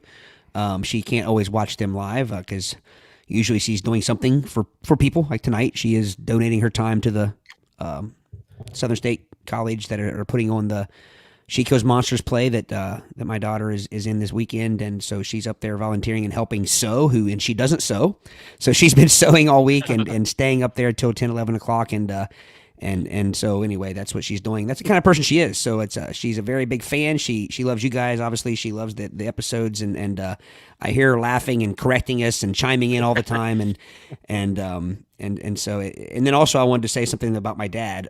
So anyway, happy birthday, Celia. My dad the other day said something to me. We're working in the basement. He said, I crack up at what you guys know, and I'm amazed at what you don't know. that's what my dad said. Yeah. So anyway, I just thought that was. Did he happen to chime in as to what we don't know? Just talking about, he doesn't mean like that we're wrong. He just means, like, especially when we get to the old nostalgia, you start to, there's just the things that. Yeah. So he's saying we're ignorant. Just the stuff that other people like your dad, my dad, or your mom, our parents could tell us and chime in, and even add to that. Which we've talked before about how cool it would be to do an episode and have them as guests. Yeah. And but I just thought that was funny the way he worded it, because the way he worded it, at first I was like offended. He's like, I laugh at what you guys know, and I'm surprised or shocked whatever what you don't know. So yes, a Play It By Ear podcast episode with Chuck, Linda, and Pete. yes, There you go. That would be interesting. That would be. All right, Savannah. Yes. Miss Wilson was the best English teacher. You left out an L, Savannah. 2 L's. Yes, Miss Wilson. Todd, that was back in the day when teaching advertising techniques was in my curriculum. I have always thought that having fun while learning or teaching enhances the experience and knowledge. That is true. yeah. I'm I wish surprised you no one ever Rules ran that with I my followed idea. today. Surprised no one ever ran with my idea and created Left Guard deodorant and Be Free maxi pads. Yeah. Be free. With ailerons. Yes, many happy returns, Mrs. Griffin. Yes. All right, Brady. Yes. If you had a topic, or I do have a topic ready, and in true Play It By Ear fashion, you guys are not privy to what this topic is, but it is very topical in multiple ways. Haha, see what I did there? Topic. For those of you not in the Southern Ohio listing area, you are well aware that we are in a heat wave. We are in the throes of summer, and it's hot, very hot. So I thought that there was a suggested list that people chimed in about the 10 worst things about summer. Now, you got to realize I am a summer guy. I love the hot weather. I love the sun. My love of aquatics, pools, beaches, which is the anti-tide. But we all got to agree that there's some things that are unpleasant about summer. Now, this is in no particular order, but they are going to start off the list. I'm going to go over this list, and I'm sure you two are going to chime in, and our audience. And I agree with this one totally. Bugs. Skeeters, ticks. Got a skeeter on my. Get it off. Got a skeeter on my. Get it off. On your forehead? The different directions you can go with that little ditty right there. Yeah. I mean, I don't know about you guys, but it's well documented that a mosquito will fly 5 miles out of its way to bite me in particular. Is that a song that everybody's saying as a Ute, or just us? Absolutely. I mean, the clean version would be, I got a mosquito on my pedo, get it off. Or maybe it should be, I got a mosquito on my Speedo. Ooh. Get it off. But no matter where this said skeeto is, it's not pleasant. And not to get all technical, but we've had a bad tick here. Wood tick. I was getting ready to say, not to be confused with a deer tick. It's a wood tick. I don't understand why you guys make fun of me so much when I call them wood ticks. That's just what we grew up calling them. It's here's the dumbest thing, and I am an idiot sometimes, self-admittedly. But when I hear people say wood ticks, I think of like wood sculptures and setabouts. Like, hey, that one's a steel tick. This one's a wood tick. So is it wood tick like you find them in the woods tick, or Yeah, like on a piece of lumber? I tick? am going to break into my Moorhead State zoology, which I occasionally do on this show. Here we go. Here we go. Deer ticks are very specific because guess what they like? Large mammals, deer, and dogs, cows. But anyway, they're different species. And wood ticks are opportunity parasites, where when you walk through the woods and the brambles and the briars, they can attach yourselves. But like deer ticks are specific to like they target certain things. So, but none of them are good. But yeah, but so then that's why Mike calling them wood ticks, because most of the time if people have a tick on them, it's a wood tick. I don't know if that's the case anymore because of our increase of deer population. Deer ticks have been a bigger problem. Deer ticks are the purveyors of Lyme's disease, and wood ticks tend to be Rocky Mountain spotted fever ones. Yeah, I just found a little graphic. Now I will say I haven't had a tick in years, but if you look at this, yeah, I'm trying to find the light the best. Those are the ticks that I grew up with on my legs and in my hair, where Dad would light your whole scalp on fire to get it out. Because they always looked a bit like, if you look right here, it looks exactly like a squashed raisin. I was going to say, when they get engorged, they look like a raisinette, and it's gross. And they get that whitish. Yeah. To where a deer tick, I don't know what, but they get that reddish hue. Reddish hue, yeah. Juicy like a plum. So I did not know there was an extension of said song that Tim put up here. Oh yeah, yeah, I remember that. There's a dozen on my cousin. Can't you hear them bastards buzzing? Bastards. Bastards buzzing. Get the lobster. Got a skitter on my knock him off. Pitter? No, that is. I remember that line. There was also a verse before that, I think. There was another on my brother. Get it off. Except I don't. Did skitters, do they buzz or do they kind of skeeters?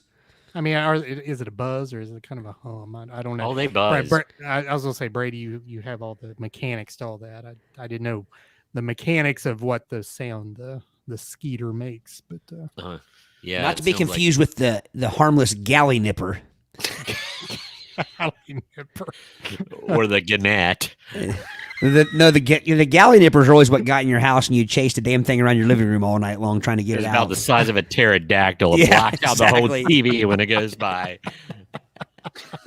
They always made their way up to the highest point in the house. And just hit their head on those. Yeah, beat themselves on the walls. A concussed gnat or a galley nipper. Galley nipper, yeah. And all those are summer bugs. Aren't galley nippers related to mosquitoes? Aren't they like the male mosquito or the whichever one? I don't think they bite, do they? They don't bite, but I thought they were related. Just based on their size, I'm going to say it's a different species, but I could be wrong. It happens from time to time.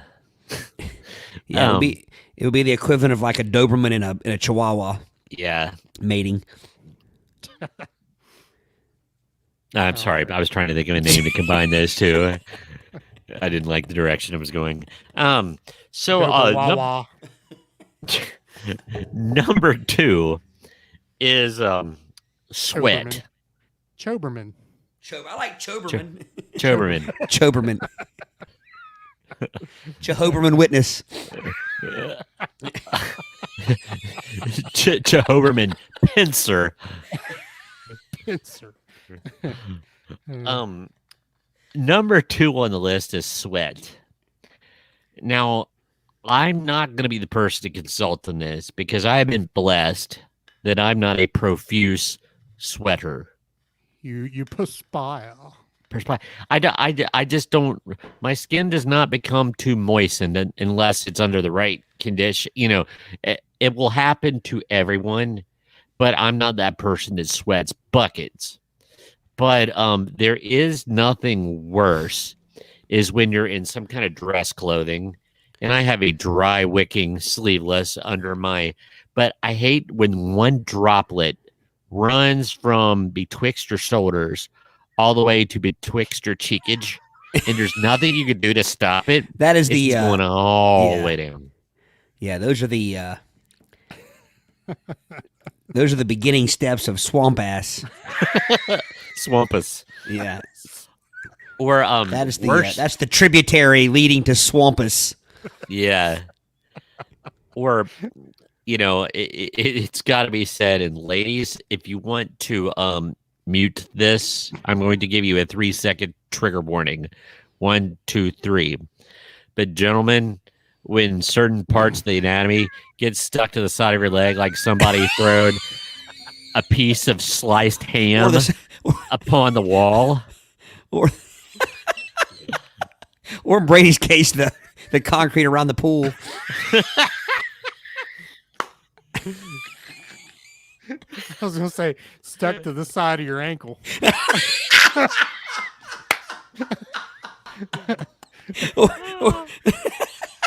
Or your neighbor's ankle. Your ankle. But yeah, but Well- sweat is not good.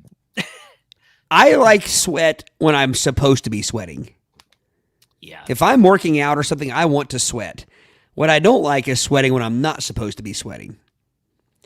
Go ahead. Go ahead.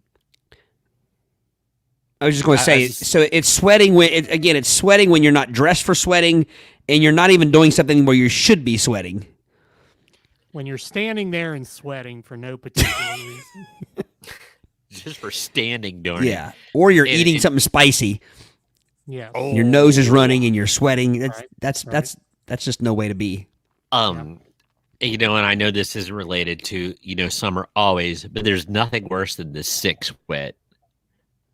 When you're sitting there not feeling unwell, but instead of hot sweating, you're cold sweating.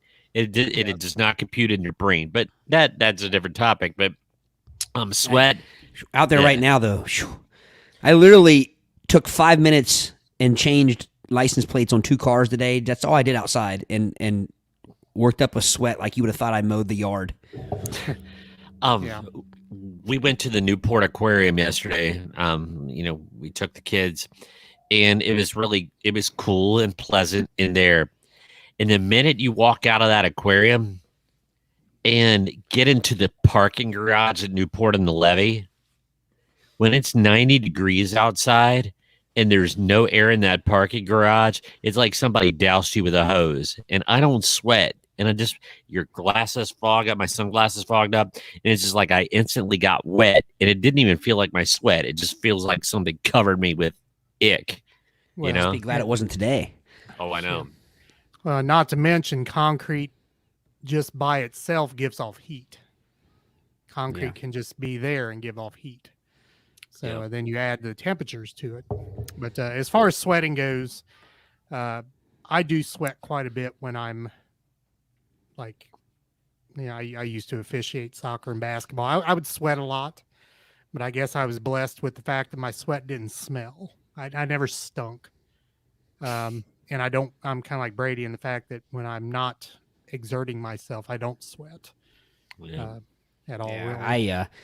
I like I said, I don't mind sweating. I sweat a lot at shows. I mean, I Oh, yeah. typically have my clothes are just like I got out of a swimming pool after a show, and I don't mind that because you're supposed to sweat. You know what I'm saying? Like I don't mind that, but I just like you said, I hate it when I'm sitting there and just sweating for no reason.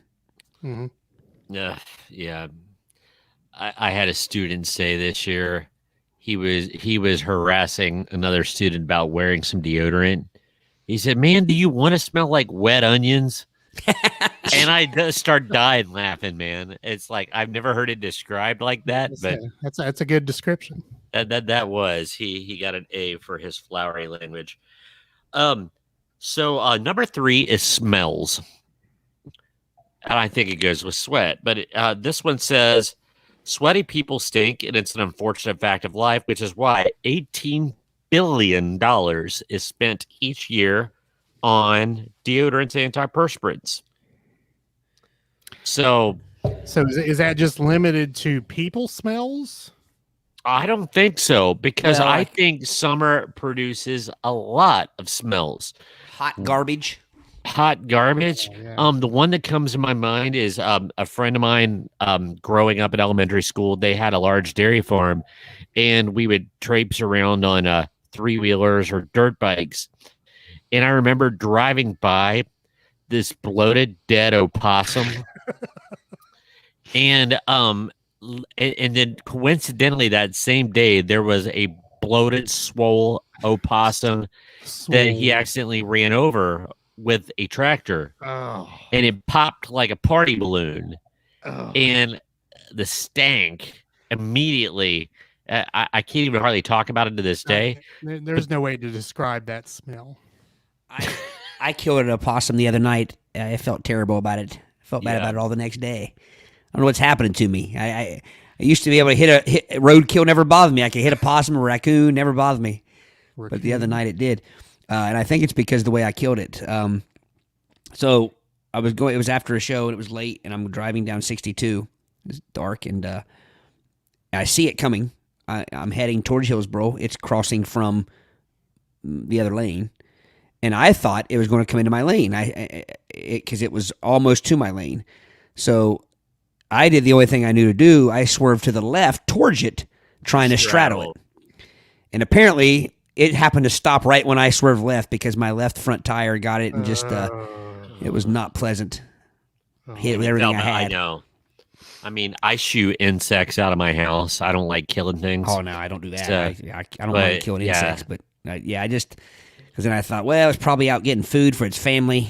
Its food's Oh probably yeah, you start. Oh, its food's yeah. probably expensive like everybody else's is right now. Can't afford gas, so it was walking.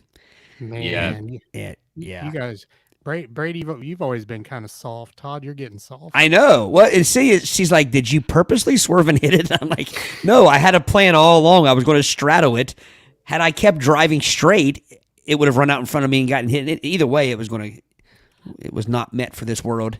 I had to straddle a tortoise a couple days ago. It was crossing the road, and I just kind of like, straddled it, and I saved it.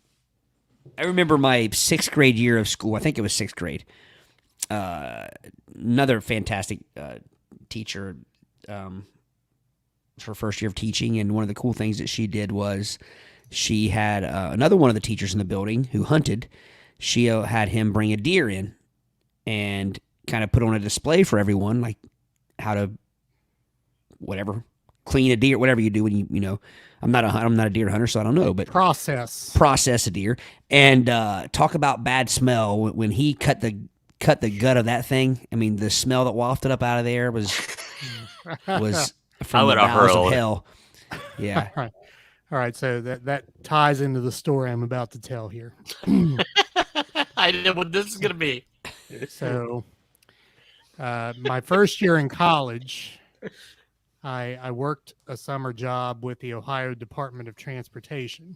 Can I pause you, Eric, just for a Yeah. second? Because the next thing on the list is summer jobs. Unpleasant things about summer, but Yeah. continue. All right, so we'll just segue right into that. So the ODOT policy on roadkill has changed since the year 1990. Back then, when a deer got hit, you went and picked up the deer and put it into a truck and took it like someplace and dumped it off. Like they had a place where you put the carcasses, and they burned them. Really, that's what they did. But now they'll just kind of spread lime on them and let them decompose. But so this was on a Monday. Now the weekend had been very similar in temperature to what we just experienced today and will experience tomorrow. This particular deer had been hit on Friday. So it roasted in high 90s temperatures on Saturday and on Sunday. So we get to, and this is right outside of Mount Orb on 68. So we get there about 8:30 on Monday morning. and the regular worker there we were with, he certainly knew what was going to happen here, and he had two of us college guys with him. He said, "You two go grab that deer and put it in the back of the truck."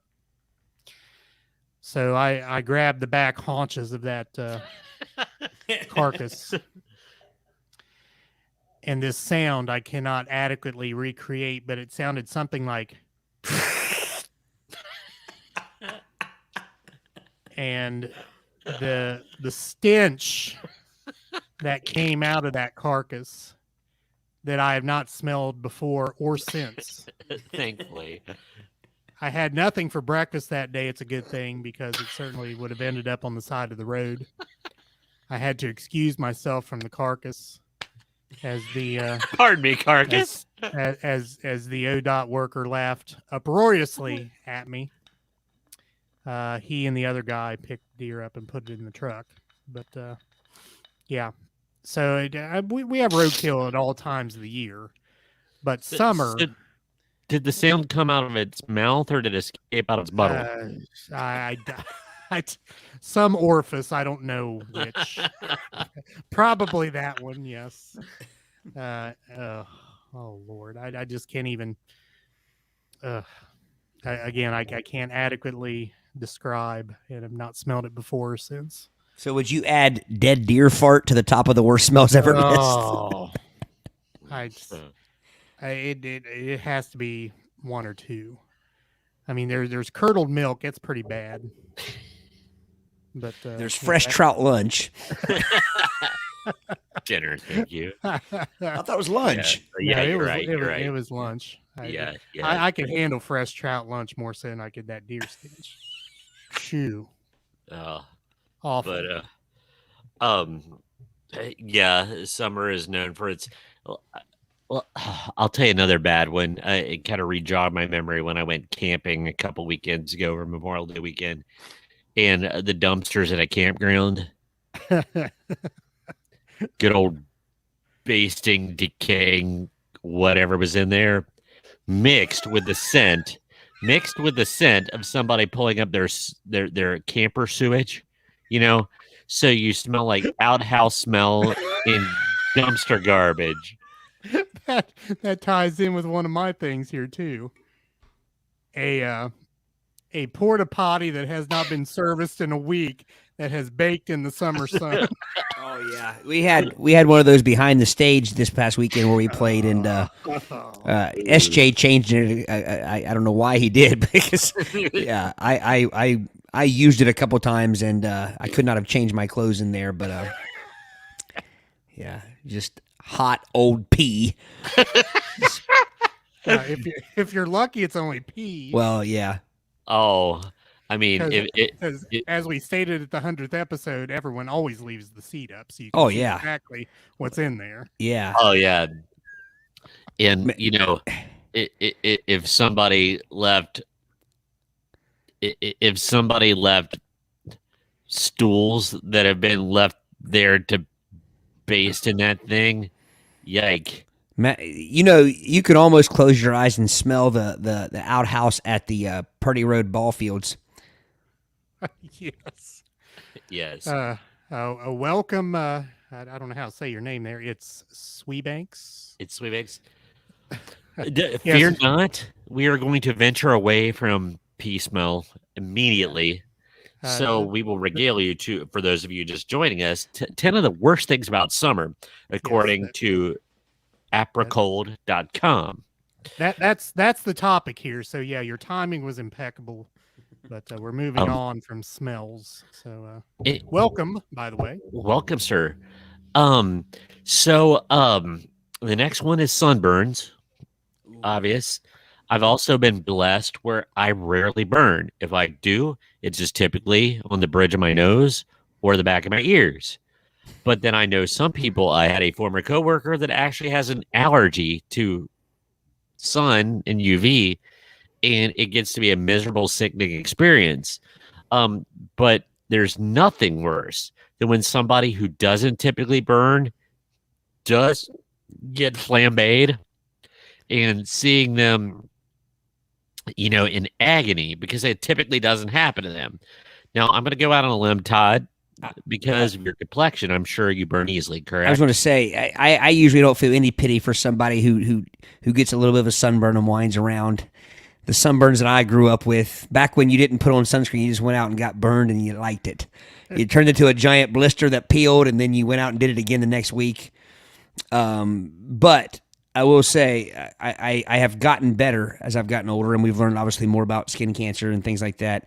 So now, I mean, obviously I still try to get my vitamin D so I try to go out a little burst at a time without sunscreen. Then I'll put some sunscreen on the whole time I'm out there. But I went fishing the other day. First time I've been fishing in forever. And, nice bass, man. Thank you. I just had it stuffed. I'm just kidding. I didn't. I just wanted to, so I go and Celia, tells me, make sure you put on sunscreen. And I'm like, I know. I wasn't born yesterday. I'm 45 years old. I've been getting summers all my life. I know. You don't need to tell me. Yeah, tell me what to do. And so I get there and I forget to put sunscreen on. And until I'd been there about 2.5, 3 hours. And then I put some on the back of my neck and my nose and stuff. And so I come home. And the way you guys might not know because you both, tan fairly easily. But the way it works is you'll come home and you'll be a little pink and you're like, I got some sun. And you think, okay, no big deal. Then you'll take a shower and do whatever. And about 4 or 5 hours later, you'll look and see that you are burnt to a crisp. I don't know how that dynamic works, but the biggest thing that got me is the back of my legs. But the worst part was I had on just like slip-on shoes and no socks. My ankles, I will say that it's probably the worst sunburn I've ever had. Celia will tell you they're purple, and they're just now turning back to a normal color for me. But they were purple, dark purple, and I didn't know it until I went out that night and to watch to support a friend's band and come back and was getting dressed, undressed for the night, whatever. And I took my pants off and my shoes off. I'm like, oh my gosh, my ankles are purple, it was pretty bad. Circulation problem. No, it wasn't. It was sunburn. It was. It looked like my zombie foot. It was sunburned to the point of, again, deep red, purple. And so then all weekend I had to play shows with, which I wear boots like when I play shows. So I had to play shows with long socks and boots covering it. So it was very painful just to even walk around, let alone move around and jump around and play music. So that's my sunburn story. So yes, Brady, I am fairly used to sunburns, but again, I do much better as an adult than I did as a kid. You gingers. That's right. The best sunburn story, and it's not even about me, it's from my freshman college roommate. He went on spring break, and he bought a pair of swim trunks for the occasion. They were a nice pastel yellow, as the fashion dictated at the time. But he did not realize until that night, first day after being out in the sun, that they were the kind of shorts that let UV in. So they were like tanning shorts. So the back of his scrotum and butt cheeks, his brotum, and he was burnt, and it was really, really bad. Like he had to see a doctor about it, and he walked like he had just had a vasectomy for a week. And I felt horrible for the guy. So welcome, Celia. Not just for the ladies, and we've already talked about peeling parts of your body off of other parts of your body. So yeah. Hold on. Longfellow. She says she's still waiting on the photo of the zombie foot. Todd, didn't the zombie foot almost make you vomit? No, it didn't make me. It's unlike anything I've ever seen. It is. No, it takes. I am more of a smell type thing. Makes me. Usually, the sight of something doesn't make me vomit, but that was pretty bad. I'm gonna be quite honest with you. It looks dead. It terrified me. How do you think? Okay, let me give a little bit of context. I had reconstructive foot and ankle surgery about 3 years ago, and it was right when I got my permanent cast off, and I had to wear a boot. And it was the first day that I had worn my boot to school. I'm a teacher. I'm on my feet, in the scooter and everything. And I got home and kicked that thing off, and I about fainted. I like literally the room spun because my foot looked the color of the zombies in the original Evil Dead. and it was blue. It was absolutely awful, and it shocked me so bad. I was like, oh man, scary stuff. Scary stuff. I'm gonna try to find it so I can send it to Celia. Let me know, and I could send it to you if you need me to. Yard work. Yeah, yard work sucks. If you're fully automated and it's comfortable, I'm blessed where I have a half-acre lot on my house, and it's flat. It was easy. It's easy yard work. Growing up, our home had some hills and dales, and it was 1 acre, but it was dipsy doodle, and ditch duty always sucked. And not only because it was yard work and hot, but of course you throw in the mosquito factor. And this all ties together in one unholy trinity. I can cover smells, yard work, and sweating all in the same thing because I had eaten my favorite Hunan garlic chicken for dinner from the Chinese takeout place near my home. And I don't sweat. But on this hot day, when I was mowing the ditch and the mosquitoes were bothering me until I started sweating, and I swat out the garlic. Swat out. And it was terrible. It's never happened to me since. But it was awful. And that ditch, it could have been a month and a half long drought, and that ditch was still wet. I never have understood how that was the case. Yeah. We play basketball, and the basketball go down the ditch. Always be wet when you go down and get it. Yeah, that ditch was terrible. And why is it? Someone tell me scientifically, why do weeds grow so quickly? And they don't need water. Matter of fact, they grow quicker when it's not raining. Why is that? That's why one is said to grow like a weed. I guess. I don't know. All right. Continue. Now, this one's an interesting one. I would have never thought about this, but this does not apply to me, so I can't speak to it. But people in the summer who long for winter. Oh, I can't wait till it's sweater weather. Oh, I can't wait till it turns orange and leaves fall and blah, blah, blah. It's called blah, blah, blah. I like it. Hot, I like summer weather. So that is foreign to me. Foreign, but not uncommon. I mean, yeah. I much prefer winter over summer. I fall over anything, but here's why. This is my theory of why. When you're hot, And you're hot. When you're hot, let's say you're outside and you're mowing, and it's. I heard some people mowing today in my neighborhood. God bless them. I couldn't have paid me enough to mow today. So I feel for obviously there are people that make their living out in this heat. I mean, I'm not they are better than I because I can't do it. So if I'm out in that heat though. And and I'm mowing the yard and it's hot and I get that. I first off, you go in. A cold shower is the only thing that really remedies the heat, but I don't like to take an ice cold shower. So your shower you're miserable in the shower. You're sweating when you get out of the shower. You're literally sweating. Speaking of sweating when you're not supposed to be sweating, you're literally, have you ever stood there and been drying off from the shower and you're sweating and putting your clothes on, you're sweating? That's a miserable feeling. You just know you're putting, yeah. And there's no way to get that sense of relief when you're that hot. You can come in and you can get on the air conditioner. People that think like a pool is the answer, anything sticking out of the pool is on fire and burning up. So unless you're submerged underwater the whole time, part of you are still hot. Then you get out of the pool and you feel 10 times hotter than when you went in the pool. There's no way to get relief from the heat. When you're cold and you can only get take so many clothes off. When you're cold and you get in front of that fire and get toasty, there's no feeling like that. That's the difference between winter and summer for me. When you're hot, even air conditioner blowing in your face, well, you'll eventually get too cold. And then you got to turn it off, and then it's just it's back and forth. And again, I'm just not a big fan of summer. I like the things that happen in the summer, but that's when you got to manatee it, man. You stay submerged, and then you just flip to your stomach and stick your nose like a, and then you Yeah, go but you back can't under the live. water. You can't live there. You can't conduct commerce there. You can't. I mean, there's no. You can't.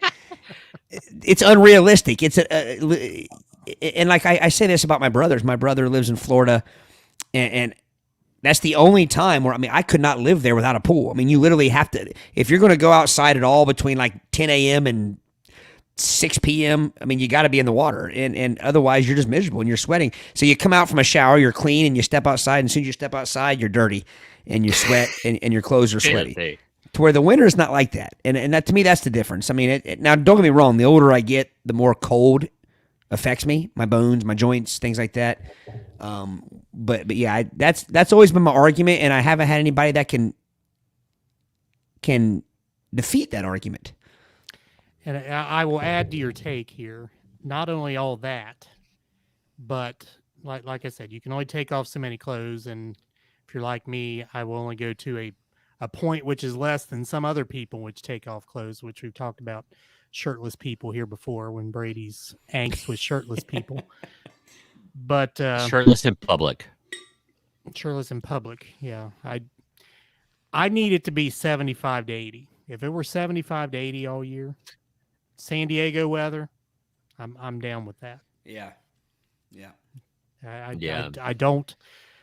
When it rains here, when it's so hot, like if it were to downpour tomorrow for a half hour, it would be worse afterwards because now you'd be like in a sauna, Yeah. and there you go with the sweat and the sticky clothes and I don't need any of that. I think you either have to be I was someone miserable this morning. Oh, whoops. That's okay. I'm getting some delay and stuff. Is probably why I've been interrupting you. But I was just going to say, I think you have to be someone like Brady, who loves the water and things like that, to really enjoy summer. Otherwise, I think people just love summer because of what it means as far as like growing up as a kid and your summers off and things like that.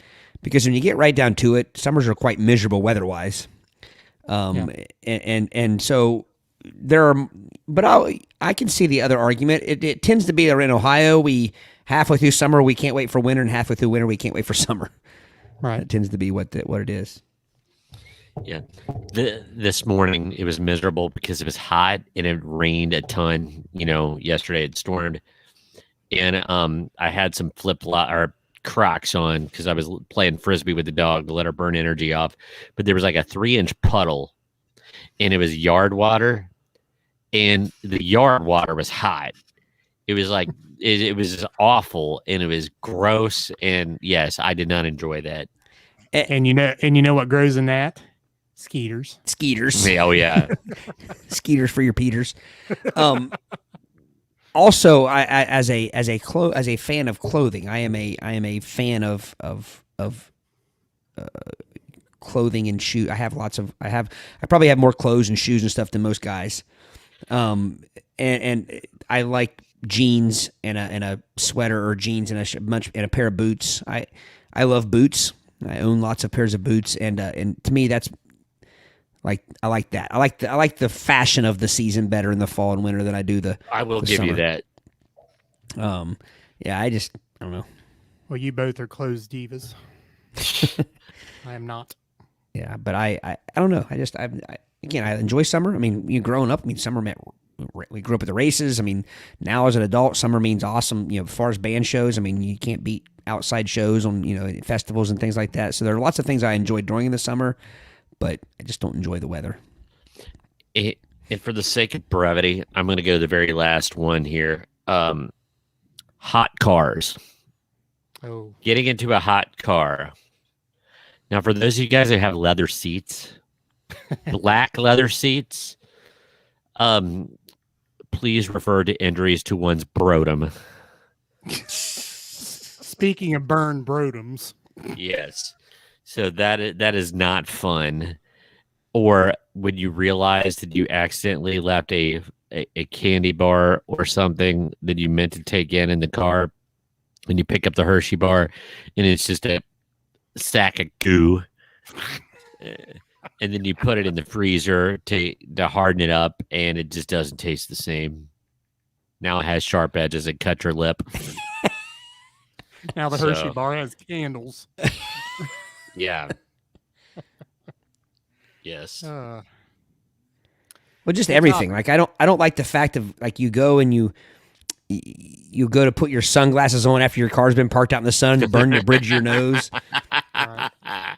Yeah, gives you the nostril burn, or it catches right at the top of the ear, or worse yet, and it's unavoidable because there's no way around it. Is when you get in that hot car, you start the car, and you turn on the AC, but the first 2 seconds, the poof of just molten air that's like sticking your face in an air fryer is the worst.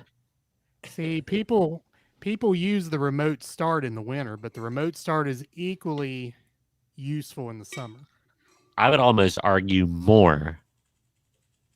Yeah. Because Well, that's now a let me ask you a horrible question. feeling. But don't a lot of the but a lot of cars doesn't it turn? I mean, the air conditioner doesn't stay on, right? If you If you- you leave it on, oh, it like, does. Okay. Yeah, if you leave it on, it I don't think it blows. It doesn't blow like it does if the motor's running or fully running. But Yeah, it'll get cool. Like when you start the car and you crank it. I mean, it'll be cool at that point. Yeah. Instead of like Brady said, the molten. yeah, you sit Yeah. into a burnt and use. I just assumed. I mean, like another thing too. When we talk about weather, we have to take other things into consideration as well. And to me, think about what we grew up talking about: fair weather. And so that to me, the fair was as much about weather as it was anything. Yeah. Yeah. And that was the year when you dusted off your boots and your jeans and your flannels, and Your now you might crisp burn up new during the pair day. of Bugle Boy jeans. That's right. And well, and I mean, Acid washed. yeah, Yes. that was the difference between you, Brady, and then someone who was actually working at the fair. They wouldn't have been found in no Bugle Boys. It was Wranglers or Lees. Or Toughskins. But either way, everybody was breaking out their new jeans. And to me, that's just when fair weather. That's what we always referred to it as. All right. Yes. So Dennis throws in, I'm not a motorcycle rider, but motorcycle seat while wearing shorts. Oh boy. Oh yeah, I can imagine. Burns or withers. got to watch your Brodom there. Yeah. And Savannah says mid-fall is her favorite time of year, warm during the day, cool at night. Agreed. Yep. It's gonna be a cool night. Just let me. One One of my favorite Right. yacht rock songs. Yeah. Yat rack. All right. Yacht rock. Good topic there. Good topic.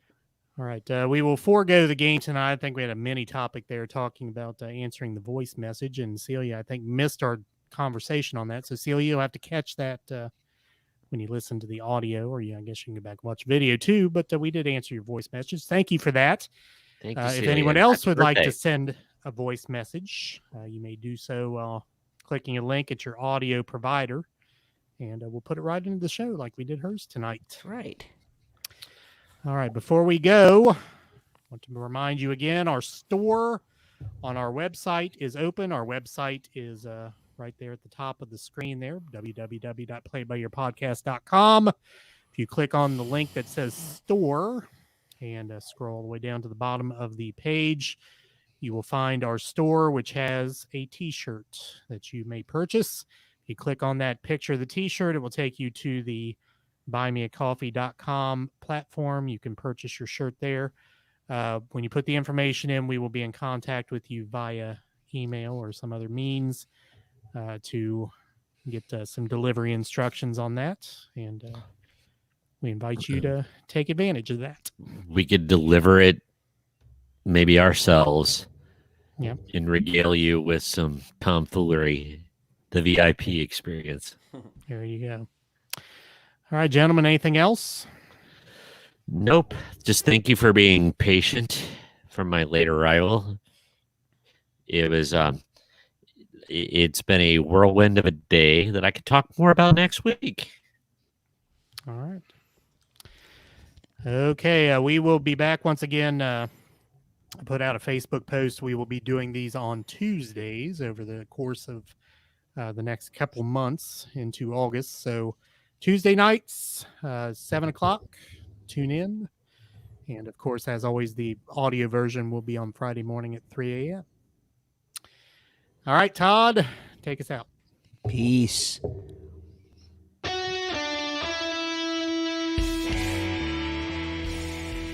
Thanks for listening to the Play It By Ear podcast. You can follow us on Facebook, Twitter at Play It By Ear Pod 2, and our website at anchor.fm/Play It By Ear podcast. Thanks again, and join us next time as we